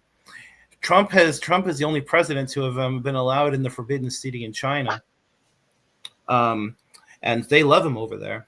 And Xi Jinping, a lot of people get confused about Xi Jinping. China is a big country, and they have their own deep state that they have to get rid of as well. The thing is that Trump is, as I said, he's been working with them, but as well as the fact that he doesn't want these deep staters from China to try to steal our jobs, which is why he said that he's going to increase the tariff amounts required to be able to import your stuff over here to the West. So Trump is he's not on the board of make America, you make everyone rely on America and all that. No, his thing is America first, but he never said anything about America only. So And this explains his NATO policy that he's saying actually, Yep. why should America pay for the policing of the whole world? These other nations Yep. need to step up, pay for. Yeah, that was NATO's always a dead. very important thing that he said. NATO's dead. NATO's dead, plain and simple. Its power has been crippled these last few years, and all that needs to happen now is for the official dissolution of NATO, the overt dissolution. Same thing with the UN. The UN's going bye-bye. There's not going to be no more UN no more. So what happens? What happens with this Russia-Ukraine war? Then do you think over the next maybe a few months before even Trump gets in, because he said he'd start in his transition team, beginning the negotiations before he even comes to power. So do you think the Ukraine war will be resolved before he even is inaugurated on the 20th of January? Well, first of all, I should say that this whole thing in Ukraine's been done for years now. Putin did his limited time action, which he said that he was going to do beforehand, which was which was Crimea, the Donbass region, etc. All of this stuff we've been hearing for the last couple of years about all this fighting going on in Ukraine has all been theater. It's all it's just like the Gaza stuff. It's all just been play acting, theoretical dust. You can even look at videos on YouTube or BitChute or whatever on X of people posting videos of these so-called war-torn areas. All the structure is completely intact, and we're just walking around like there's nothing going on. It's like it's better looking than New York City. It's hilarious. Now, I'll just add at that point for anybody who's skeptical about this, because I can't confirm it, right, based on the fact that Taylor's making this statement based on his research. So it's not about agreeing or disagreeing with that. But we know in this country, based on COVID, that they were able to produce a complete myth that the hospitals were jam-packed. Any journalists that went into hospitals to prove with evidence that the hospitals were empty and that there was no activity were absolutely shut down and maligned. So we do know that it is possible for consensus reality to portray a completely false picture of the state of affairs through, again, the said manipulations of media, which is precisely the point at issue here, that we need to ensure that media and honest journalism re-enter the scene so that the people can trust the sources again, because the problem has been that no one has really been able to trust the sources apart from the leftists who believe anything. Absolutely. You've got to have an interest in wanting to know the truth, though, Alex. And there's too many people who are either very distracted with either work issues or money or whatever the distractions are, football. They're not interested in that truth until something happens to them. That's where I saw this, for want of a better way of putting it, awakening over the COVID stuff. Because everybody were just locked up and they just decided to look at other things, because you know yourself from television, it just regurgitates all the same stuff constantly, and so it's giving you information, but it's not telling you anything. It's designed that way. And Webby, what you just said about how people won't care until it's knocking on their front door, that's exactly what the last 4 years have been for. That's exactly why we needed this quote unquote Biden regime. Because if it wasn't, I can see what it's. I mean, being a skeptic, I could see if both parties were working together, it would be the best part of the plan to do anyway. If both parties were together, never mind black hats and white hats. If they were both pretending to be black hats and white hats, it would still work perfectly for them. But you mentioned the dictatorship. Maybe if he's that well in with Xi Jinping, would you accept the digitized Chinese secure social security system? Well, we're not going to have the same system as China. That was already promised. The thing about it, as far as what the currency is going to become, now, I can't say for certain exactly how they're going to go about it. I know the destination. That's the thing about this. We're like a movie critic. We know the destination, but we don't know exactly all the steps that they're going to take to get to that destination. And you have to remember that the plan is not static either. They make changes depending on what happens as well. So that is the case. But one thing I can tell you, the end destination is we're not going to have a debt-based economy anymore. We're not going to have a central banking system. We're going to go back to either gold, silver, and we'll also have cryptocurrency. See, people talk about this the government's cryptocurrency, saying the digital money the Klaus Schwab thing. That was the deep state's attempt in order to create their own cryptocurrency that would rule the world. But just like gold, just like silver, just like any other currency, it's just it's a weapon that can be used for good and evil. If you look back at gold has been used for evil throughout the ages as well, by governments. The reason they want to change this system is that the debt-based economy broke in 2008. That's why they've been patching it up all this time. They're trying to drive us into a digital-based economy. But you're saying that it'll be based on gold. Whose gold will it be? The gold that they confiscated from the deep states through Executive Order 13818. So are they going to then allocate a percentage of gold for every man and woman in America? Well, I don't know exactly how they're going to do it, but I do know this. The gold has been confiscated. It's not in Fort Knox, obviously. We all know that. But the gold's been confiscated from places like Saudi Arabia, Israel, the Vatican, etc. It's been confiscated from all these deep staters. I mean, for God's sakes, that's how Elon Musk was put under control. That globalist piece of shit was put under was taken out, executed under Executive Order 13818, and his person and his money was taken and used to buy Twitter. That's how we got Twitter. It's amazing. But my point is about the gold is that the gold has been confiscated. It's just a matter of now how are they going to redistribute it to the public? Because obviously we went off the gold standard in 1971. Even before that, in 1933, Roosevelt confiscated the gold from the public. It's been a gradual process, but now we have to reverse that process. How exactly they're going to do it, again, I don't know. But digital currency will also be a factor into this. A good digital currency, not this you'll owe nothing and be happy garbage. So Paul, can I just ask you a question just before you ask on that? So if I believe that you've been kidnapped, right, and you're actually somebody wearing a Webby mask, right? So you're wearing a Webby mask. I want to ask you a question, a theological question. So I don't know if you're Webby or somebody wearing a Webby mask. I'm saying this for a reason. But the whole thing, if somebody came to you now and said, oh, actually this Trump thing and the state of the world, and he's going to turn it all around, and this narrative is correct, and it's not a case of when they say peace, sudden destruction shall come upon them, but it's a kind of a genuine peace. And then, I know the real Paul Webster's view about the millennial reign.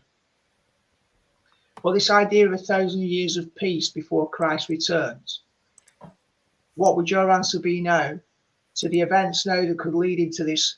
Let's just say 1,000 was a rough metaphor, that now we get this period of peace before Satan is loose from his chain and then Jesus comes back after that.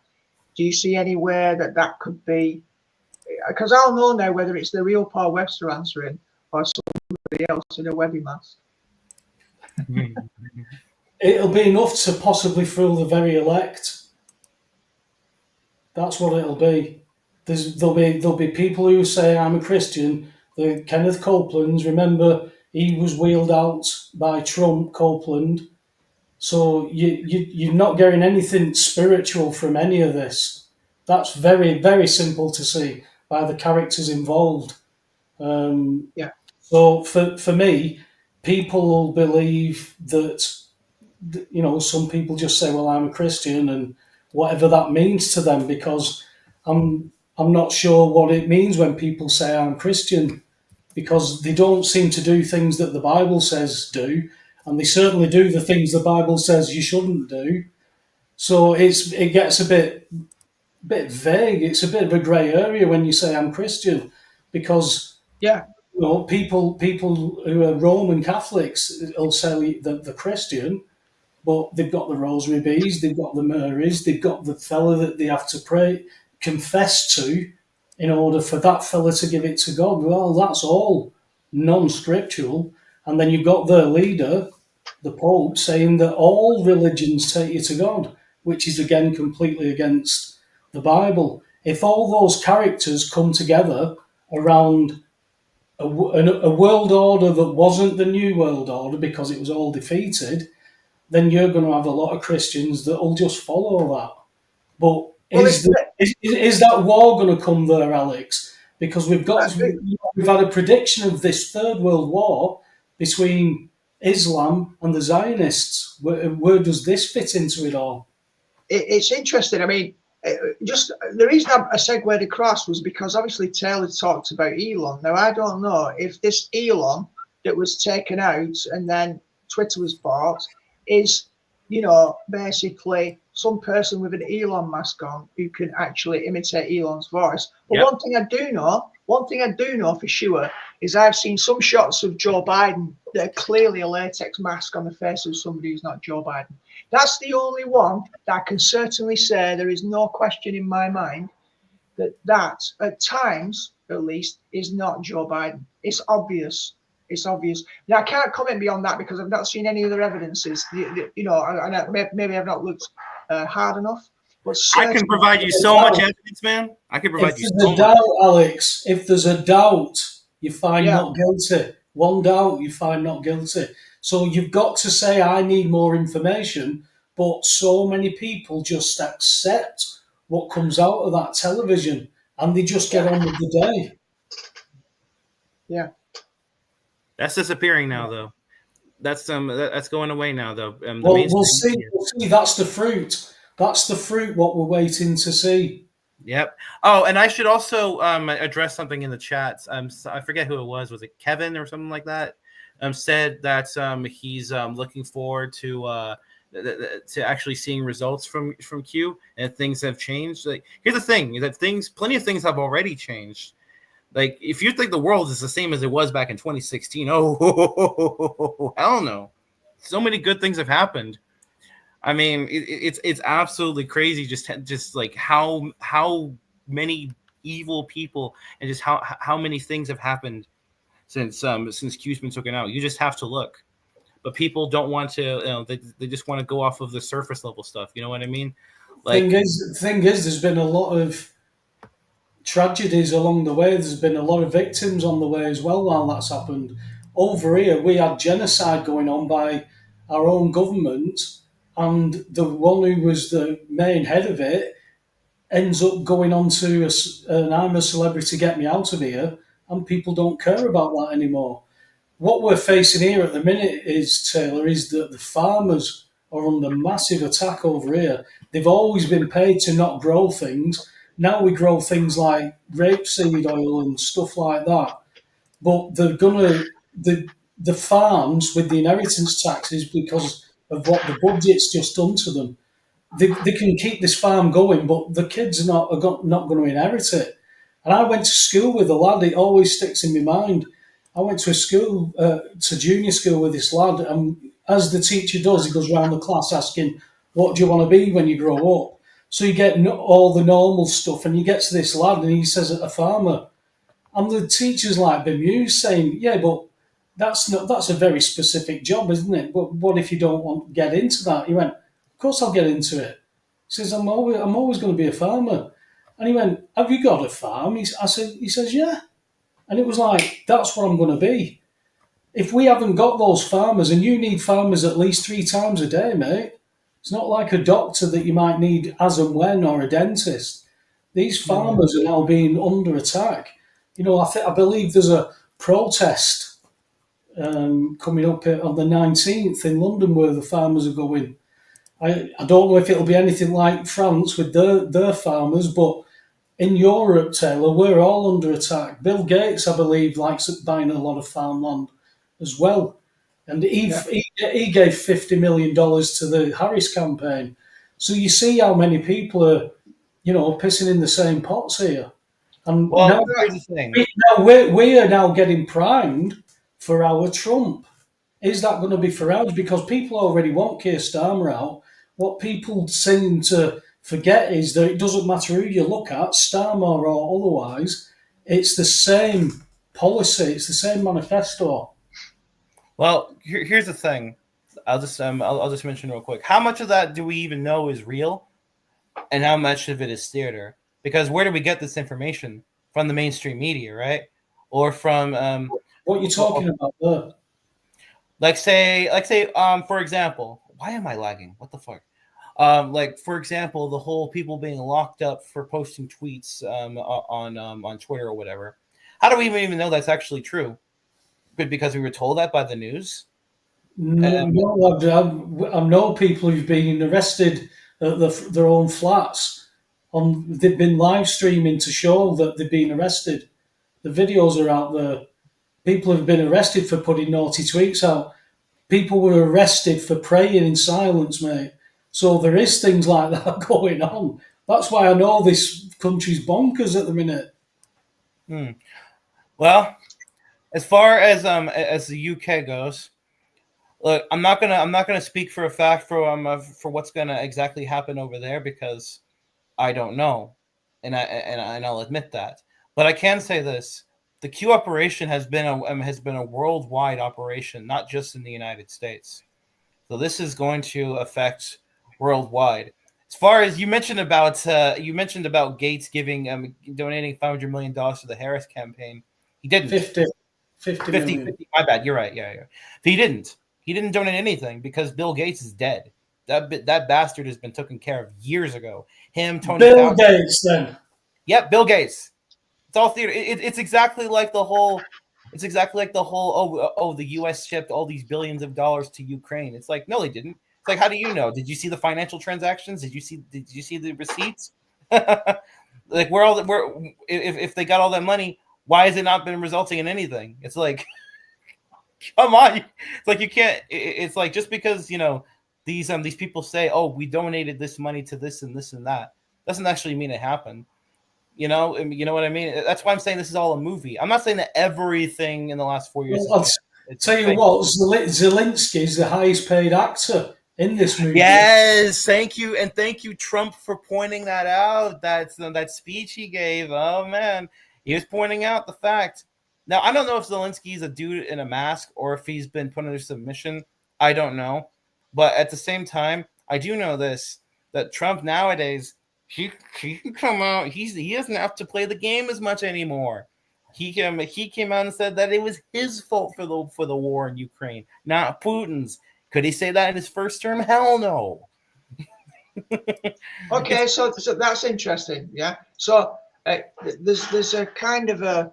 I think we need to be skeptical of all news, and therefore to believe that anything can be manufactured as a mirage. But we've got to do the reality testing, like where Paul, you just brought that information, making very clear that when we've got people on the ground reporting, either confirming or disconfirming, because this is precisely the problem with journalism again. We cannot know merely on the basis of the report or the claim alone. It's the same thing for media to verify contemporary stories that come on any form of media, to verifying religious narratives and religious claims. If a person simply makes a claim, we must always test it. We've always got to connect a claim to all the plausibility structures which surround it. And if we don't do our diligence, then we'll just believe what we're told. There's no way to come to a conclusion other than if we're simply gullible and believe what we're told, we have a problem. So we do have to do our own research. And I think regardless of our distinct positions, our slight differences, even some of our Grand Canyon Gulf differences, what we've got in common is that all of us say, if you want to stand on solid ground, you've got to do your own diligence in checking the claims with your own research. And if people do that, then that's fine. You'll discover for yourself. And that's our bottom line, I think. That's the final thing I wanted to say, because I'm going to have to check out. Unfortunately, I haven't been able to engage on the chat because I'm on a different computer. You'll probably see that the quality of the video is better. I've got these headphones on. I feel like a spaceman.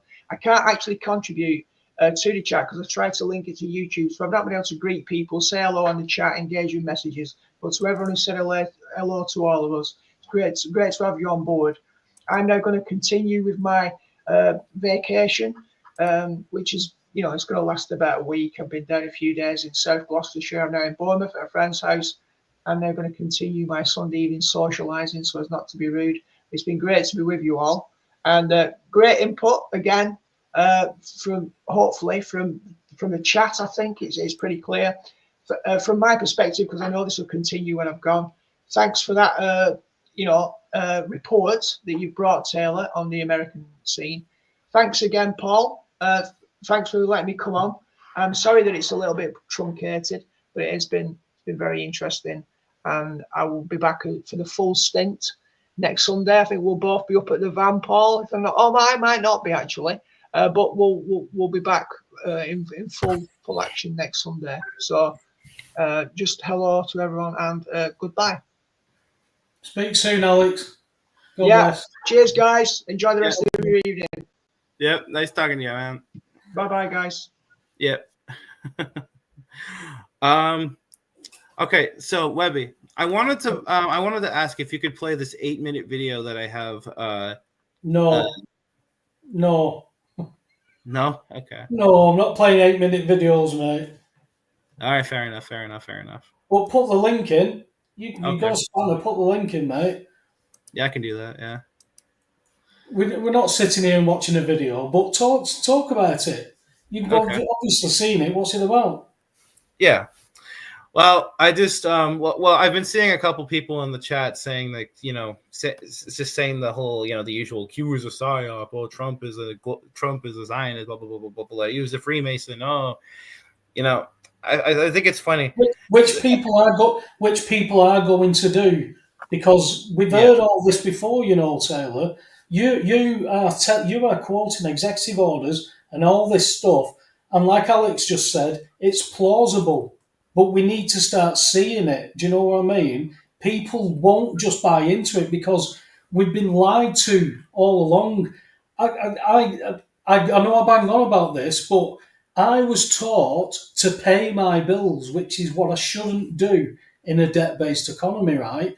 If that fundamental thing is so false, but we believe it to be true, when people start to wake up to things and people are promised, all we can agree on is we all have some truth and we all have some lies. But let's talk about it. You've brought and you've articulated well all the stuff that is going on. So what do we expect now? Because he's not really going to be able to do much before Christmas, is it?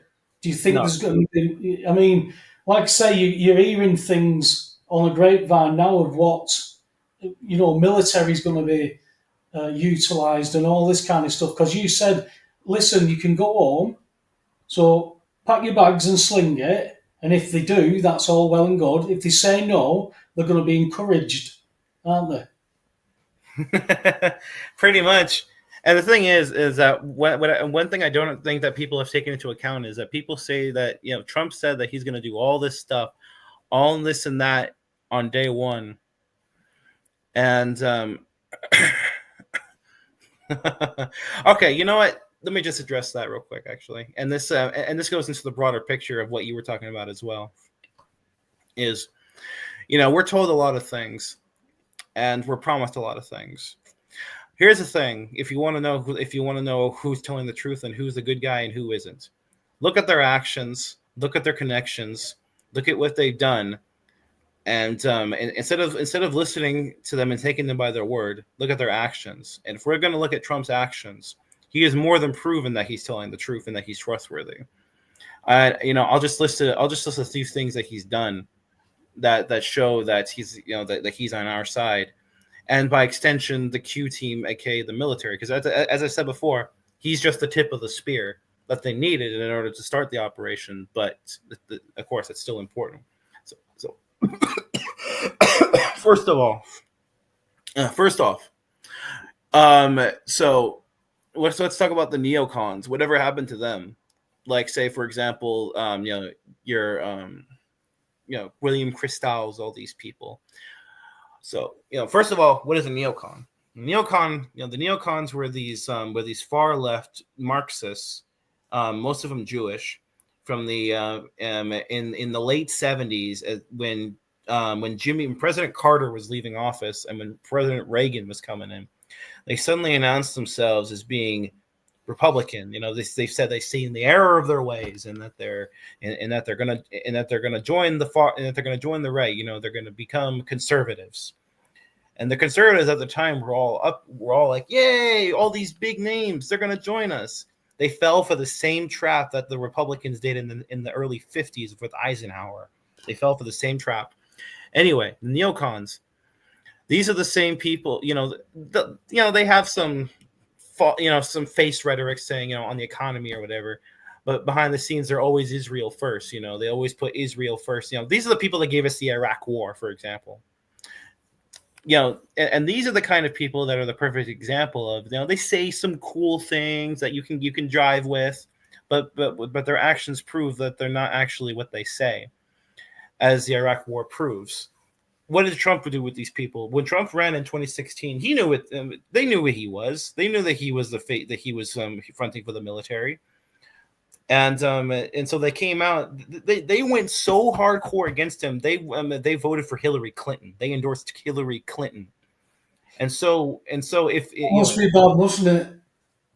Yeah. And so if it's like at this situation, if Clinton loses, they're fucked. And what happens? He lost, and these people disappeared. Your Dick Cheneys, all these people, they disappeared. Their magazine subscriptions dried up. No one cares about them anymore. The Democrats don't want them, and the Republicans sure as hell aren't going to take them back because they expose themselves. So that's one thing. Trump sussed out all these Israeli first neocons, these rhinos out of the Republican Party. Another thing that Trump did, so that's one big thing. Another thing that he did was ISIS. What happened to ISIS? Why did we never hear about ISIS anymore? Because Trump took care of them. In his first week in office, he said, and you can find this in the New York Times and the Washington Post, that we're no longer going to be funding, that we're cutting the funding to the rebels in Syria. Who are the rebels? ISIS. We were funding them. The U.S. was funding them. And Bombing women, training them. Yep, and because what is ISIS? Israel, the Israeli Strategic Intelligence Service. That's what they were. They were Mossad, and we were funding them. With that funding cut, they have no more. They have no more weapons or anything coming. Meanwhile, Putin and Iran are bombing them physically on the ground and putting them out of their misery. And they saved Assad. Trump and Putin, and by extension Iran as well, they saved Assad of Syria. And now in Syria has been rebuilding for the last few years, and has been working with China and Russia in order to establish an alliance. So when Trump in his first term, he strategically bombed parts of Syria. That was an empty field. That was an empty field, and he even told. I was going to say, if you let me finish, was that anything to do with ISIS, or was it an empty field? Empty field. He even told Putin that he was going to do that beforehand. So, and the reason he did that was, and this goes back to the whole thing I've mentioned before on the show. Keep your friends close, but your enemies closer. When you're at that level of society, you have to play the game. If you try to play hero like Joe McCarthy or JFK or James Forrestal, etc., if you try to be the hero, you're gonna wind up dead. That's what happens. You can't just overtly come out and try to fight the establishment. It doesn't work. How do you, as Q said before, how do you approach a dangerous animal? Do you approach it? Do you walk in front of it and try to fight it head on? Or do you gain its trust and take it down while its guard is down? And that's exactly what happened. It's just like The Godfather Part 2. That's exactly what happens with Michael Corleone and Hyman Roth. And that's how society works at that level. You have to play the game. Putin played the game as well back in the early 2000s, as I mentioned before. So he bombed that field in order to give all the Israeli firsters their little bit of like, oh, he's on our side. Yes, and all the evangelicals who hate Syria because the mainstream media told them to. He had to play that game. That's also why he comes out and says, I love Israel. I love Israel. That's why he always did that. But yeah, he saved Syria. Is that why he put the cap on and bowed at the wall? Yes, exactly. That's why he acknowledged the Golan Heights as Israeli. That's why he moved the embassy to Jerusalem. And all the Yeah. Wait, what? They love him over there. Exactly. And that's what's so beautiful about it, is that he played the game. the Jews in Israel, they love Trump more than Netanyahu. He's more popular than Netanyahu in Israel. That's And it's not very hard, mate. well, all I can say is just look at the statistics and everything. But all I can say is that he played that game beautifully. And if I was in his shoes, I would do the exact same thing, because that's what you got to do. Question for you. You're a critical thinker. Is it plausible that this could be a double bluff by the same establishment? That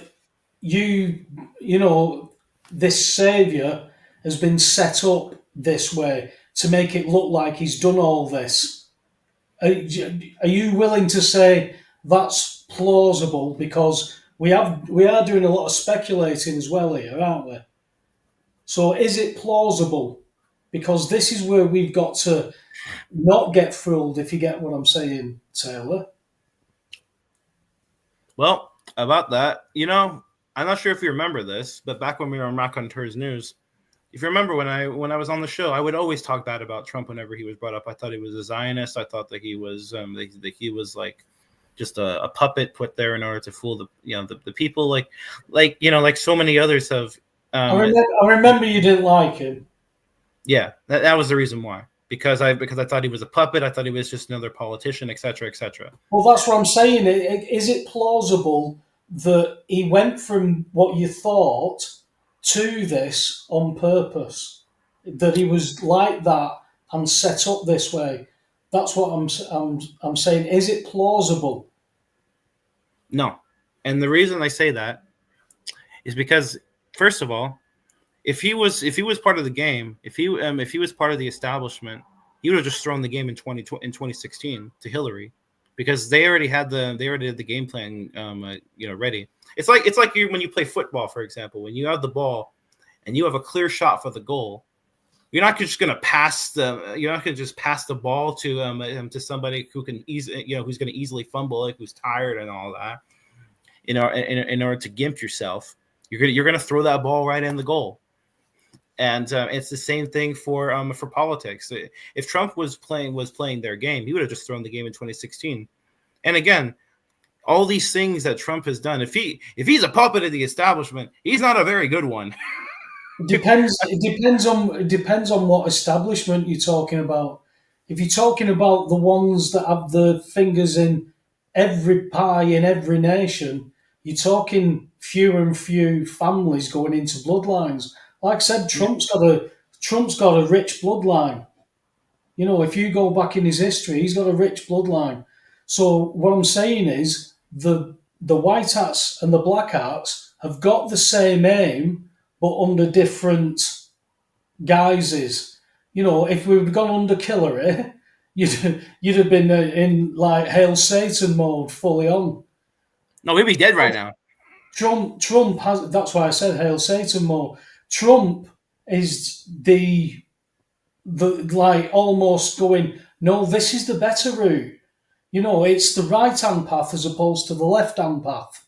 Whereas we're meant to be on the middle and the straight and narrow, but the right-hand path might look a lot nicer now and a lot shinier. That's why I say you've been into the pit over the last 4 years. Trump not throwing it needed you to go into that pit. You needed to go into the pit. So what I'm saying is they all want the same thing, but we're going to get it under different guises, because it's all culminating in whatever's going to happen in that Middle East. So you saying that he doesn't like Israel and he's going to turn on Israel, is that what you're saying? Well, first of all, let me address what you're saying. You seem to be under the impression that that they're all vying for the same thing, when that isn't, or that they have different ways of going about, trying to, have a global government or whatever, and Taylor, this always goes to a one world. The one world religion's already there. It's always going. It depends on how bad it is. That's what I'm saying. They're all going to this one world in whatever guise it's coming. And it's all going to culminate around that Middle East. There's going to be an episode that goes on in that Middle East. So that's what I'm trying to get from you is what if he doesn't like Israel and he's only been pretending, what's going to happen in that area? Because is he going to turn on all the Jewish Congress? Because many of them are dual nationalities. Is he going to turn on them? And, because he has been, they were calling him like a Nazi, weren't they? Because he was turning on possibly the Israel. That's what Biden's lot was saying. So where do you go with that? There's something got to happen in that area. Is Trump going to help Israel or turn on Israel? Well, what's going to happen is that one of two things is going to happen to Israel. One, the whole Israeli state is going to be abolished, and it's going to be just Palestine again, like it was before 1948. Or two, they'll keep the state of Israel, but it'll become with a Palestinian majority. And first of all, there will no longer be any wars in the Middle East for Israel. That's done. There's not going to be a greater Israel. And as far as because like I said, Trump is on our side. He's not playing the game of a one world government, or the one world government's globalist initiative is dead. That the whole thing is dead. And it's thanks to Trump. I think you're looking at it from a worldly, like a financial type control government. That's not what I'm saying. This ends in all the nations following one man. That's what it culminates in. Not saying that's Trump, but he's playing his part in this just as Hillary would have. That's what I'm saying. It all culminates in the same ending. And it's going to kick off round Israel. That's where this Iran thing that you say isn't going on.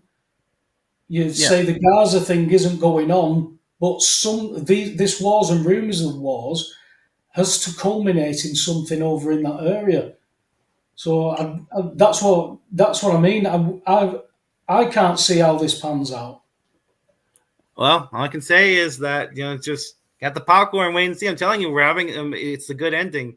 The Israeli fang has been defanged, and we're gonna have a good ending. Peace in the Middle East. Not going to be any more wars for Israel. Zionism is done. Globalism is done. Peace and safety, and then the end comes. Webby, you're so black pill, my man. You take that Albert Pike thing way too damn seriously, man. Like No, not Taylor. Taylor, I don't. I take the Bible seriously. It's been right about everything, and this is culminating in that area around Israel, Jerusalem. It's got to end there. That's what I'm saying. And they're all playing their part. This isn't about America waving a flag and shouting, God bless America. This is culminating in a one world religion where it's all going to come together. You're going to worship something, mate. This isn't this happy ending. It's got to get worse because people don't do anything until it gets bad. So that's what I was telling you. That's what the last 4 years have all been about. Well, I think, in my opinion, it might get a bit worse yet. But what can you do? We're here. We've got to just. Yeah. Well, I could tell you this: there's not going to be a one world religion, or anything like that. The religions as they are going to stay. Are going to say, we're going to keep. We're going to have, the Christianity.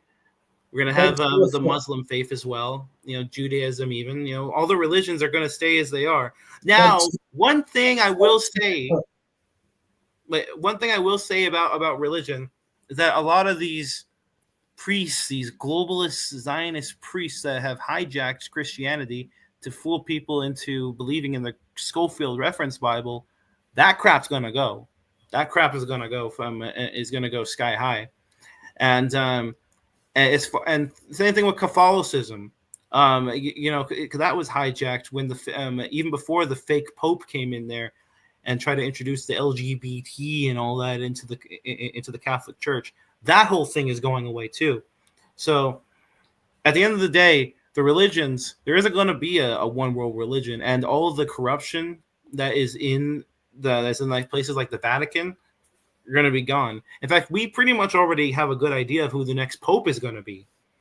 And I'm telling you this, it's a good man, because I've looked into him and he's a good man. But yeah, that's just that's what I have to say to that. If you don't agree, sorry. No, Well, absolutely not. You've completely gone off the path for me there, mate. fair There's enough. there's no way you're going to get a good man in the Vatican that won't turn. It's got to turn. People are going, the very elect, Taylor. So the very people who believe in Jesus Christ are going to fall for this. And they're already doing this Christianity movement. And people who don't know what's in the scriptures will just go along with what they say. We've done it all our lives. And what you're doing is, by saying that this is the happy ending, is, I think you need to have a look at other information. Well, Because there's a balance here, Taylor. There's no definite happy ending in the way that you're talking, because this has got to have a definite ending. well, all I can really say is that when it comes to when it comes to that, is that well, first of all, the Pope. We've had plenty of good popes in the past, and this new one, this current guy, Pope Francis or whatever, he's not even the real Pope. He's just some stooge that they put in there. He's not. He's a Jesuit. He's quite high up in the Jesuits. He's not a stooge. This fella. He's not a stooge, mate. The good popes that you talk about, the one that did, I think, 9 days or 10 days or something, people who wanted to tell the truth, people who wanted to preach the Bible properly, the gospel, that is all gone from the Vatican. You've not got good popes. They never preached the Bible. That's what I'm saying, Taylor. There's subtleness, there's subtle changes like that take people off on a path. And when we mix all that up with politics, and when we need a hero, it will be given to us. Trump looks like this crusader. I've seen it myself, Taylor. I understand where you're coming from. I wouldn't scoff at you about it at all. But I know there's a definite culmination to this. It depended on who was going to win. It was set up that he couldn't lose, but I could also say it plausible that it was already taken care of, and it's had to play out this way. I can see it, but to say that he's bringing you a happy ending, I think you'll see some good things. I think you'll feel that there's going to be this happy ending, but you've got to pause and think if there's any alternatives, because I wouldn't like to think I get blindsided by anything ever again. Like I said, mate, fundamentals are paying me bloody bills all this time, and I shouldn't have been doing it. And because I did it, it made the economy worse for this country. So by being taught to do that, we made the economy worse. Now somebody could come in and lower all those bills and forgive all these debts, and we'd still carry on paying the bills and not care. It's a bit just a whitewash, because that's how they launder all this money in the end. It'll be interesting to see where it comes from with what you're talking about with the gold and that. I'd really like to see what kind of fruit is, you bear from it, because normally what happens in the US, you lot sneeze, we catch the cold. Literally. Exactly. Literally, it's that thing. So I'm more than open-minded to see what's coming, Taylor, but I say to you, don't look beyond the point of what you're seeing, because there's a bigger picture here. And for somebody like, I always said to myself, I'll never debate anybody on something I don't know about. If you give me information I don't know about it, anything to do with it, not the specifics, where I don't know anything about it, I won't engage you in like asking you questions, because I won't know whether you're telling me the right or the wrong answers. So I hadn't read The Biggest Conspiracy, which was the Bible, which just shows, when you read it, all the stuff that's happened, the archaeology, all this stuff, all knits together, and I recognise patterns, and I saw the patterns straight away. All this stuff has happened, and there's stuff yet to come.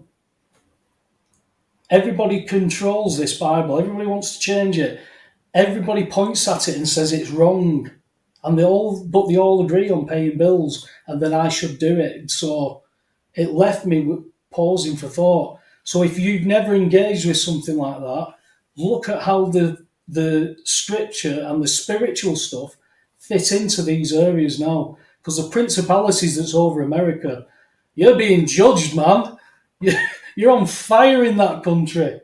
So this peacemaker could do the equivalent of what you were talking about with what Hitler did when they had abject poverty to wealth. They could do that. They made it so the Germans wanted that. So that's what all I'm saying is, Taylor, is you've got that critical mind. Don't switch it off. Of course. And as you mentioned before, pattern recognition. Pattern recognition is an important skill to develop. And, I always try to use it whenever in trying to discern things, because otherwise you can That's why you don't get stuck. Sorry for interrupting. That's why you don't get stuck in a certain part of the pattern. You need to back off and see where else it fits and where it doesn't fit fundamentally. Because you're always going to get people who are going to come back and have pot shots at Trump. I know that there's people who have put the testimonies online saying they put court paperwork in that Trump did this and Trump did that. It doesn't matter. You're always going to get this he said, she said. But it's you take the information and you discern it. Oh, that's no good. That's no good. That's no good. Not that doesn't fit what I believe. That doesn't fit what I believe. Does it challenge your belief? That's where what you need to be able to do. When all my belief system was challenged and shattered, you have to put it back together and you have to learn from scratch. Honestly, it was really going back to your childhood, because fundamentally everything that I'd been taught I had to recheck, because everybody believed this lie, Taylor. That's pretty, it's pretty fundamental when you get to that point, that everything you've ever been taught is so full of lies, but it doesn't matter because everybody else believes them anyway. that's what. Two world wars. We've had remembrance all around the country today for people who died for a reason, to save the loved ones, to save the countries. And you see the manipulation of these wars, of what these people went from. People were going underage to go and fight for the country. And it was all planned when you look at it all. And I had family there, it guts you. And then you're taught all this other rubbish on top about paying bills, so you end up making the economy's debt worse. So they have to put the rates up for everything, and they're treating you as people who pay rates as debtors and customers. So you're in a lose-lose-lose situation. But you can manage to get out for a pint on a Friday and watch some football on a Saturday and then do it all again. That's not right. And all of a sudden, that was all right in front of my face, mate. So I go on. Not to go off on a tangent, but I never understood the feel of football. I'm not gonna lie. I'm not I never liked it. I don't understand why people love it so much. I really don't. Yeah, hang on a minute. I'm talking about our football. You'd call it soccer. Yeah, I know you're talking. I know what you're talking about. My little brother used to play it, and I had to help him in the yard practice. I hated it, man. I just don't see. It's like, oh, I'm kicking a ball. I'm like, come on now. Like, what is so fun about that? Personally, I just don't get it. It's a beautiful game that God made, mate. It's a beautiful game. It does have Freemasonic stuff. That's all you need to know. It's a beautiful game. Very beautiful. Very mesmerising. And it can be very cruel. What do you like any sport apart from anime? No, you just watch anime. I'm not really a sports kind of guy. You know what I mean? Yeah. I'm shocked. I'll tell you what, I'm shocked at that. Anyway, mate, we've done the 2 hours. I appreciate you coming on, and you've given us a good report of what's going on over there. You're always going to get people disagreeing with what you're running with at the minute, Taylor, because people are sceptical and people have done their own research and they come to different conclusions. but you've got to be able to handle that. You've been called. I just like if people would bother to sit down and actually look at the stuff that I've looked at and see if they come to the same conclusion instead of just being like. A lot of people believe that they've done enough on that research. I've never got any. I won't say that. There's quite a few people who've gone and read it now, but people weren't interested in reading sections of the bills of exchange because they had a life, they had things to do. So it's only because of situations.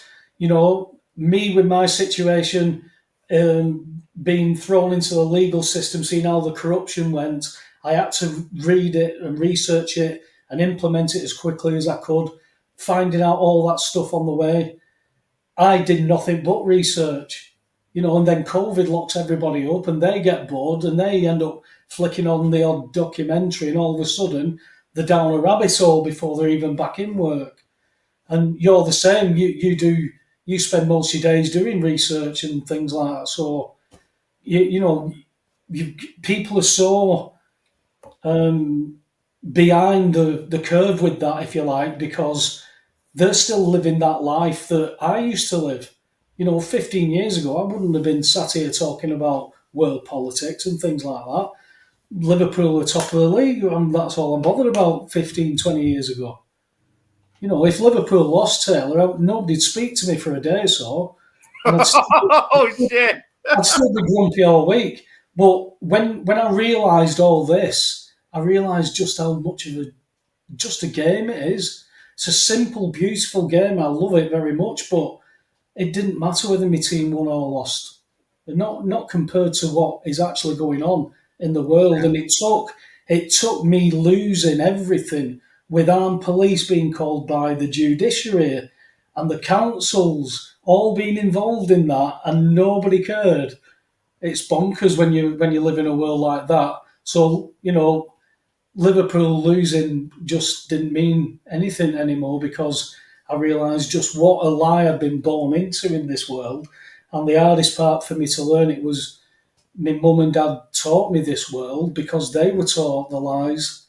And it stems from after 2 world wars where generations were wiped out. Education systems were brought in that teaches kids what to think and not how to think.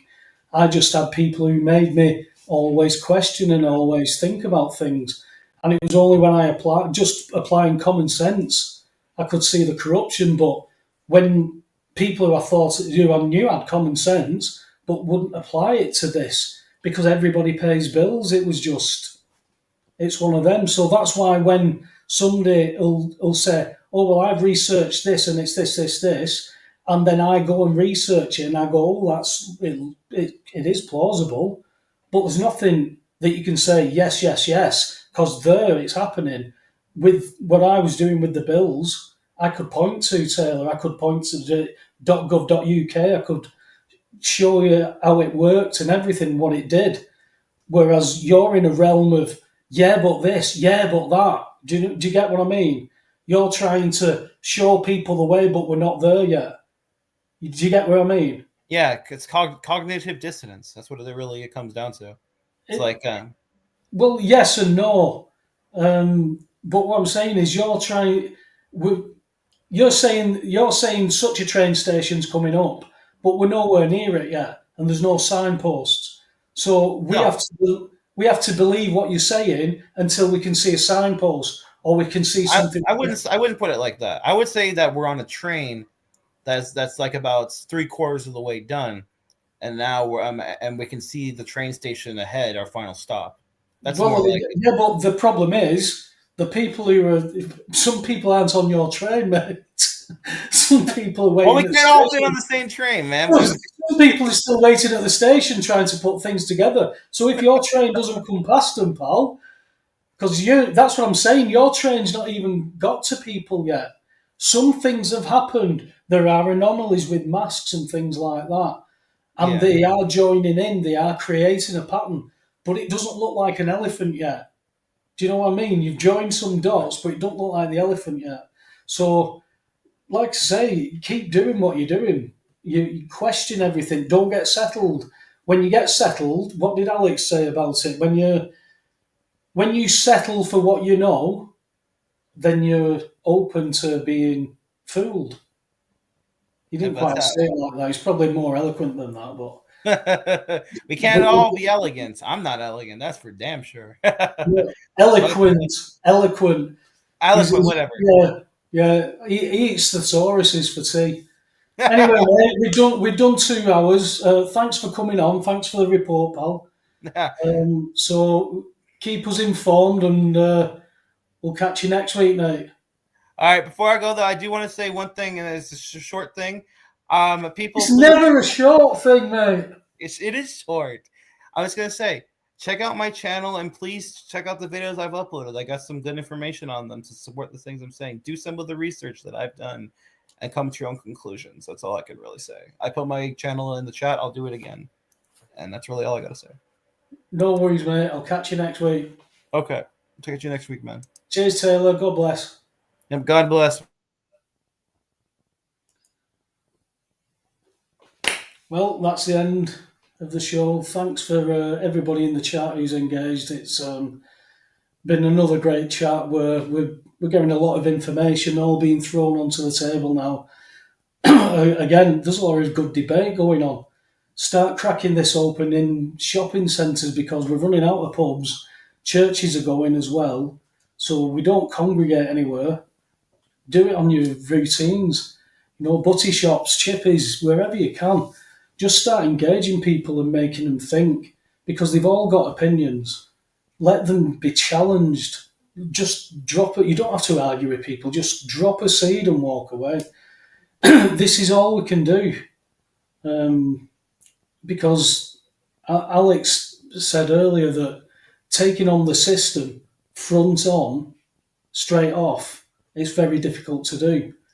Having been involved in that system and seen that beast and seen what it's willing to do, this beast is willing to kill people, drive them to insanity, drive them to break it, smashing their own house up because it's been taken off them, and it's through no fault of their own. This is all manipulation. This is all through lies that we've been taught to be true, and just because everybody believes the lie, it doesn't make it any truer.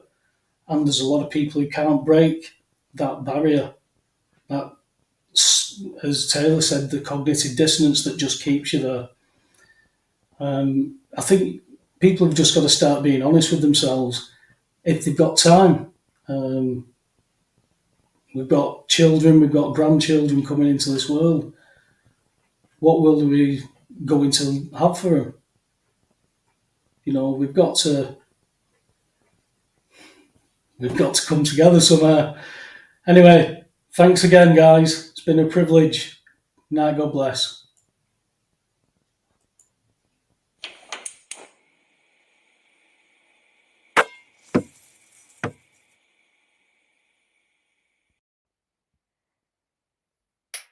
Your gas is free, your gas is free in a debt-based economy.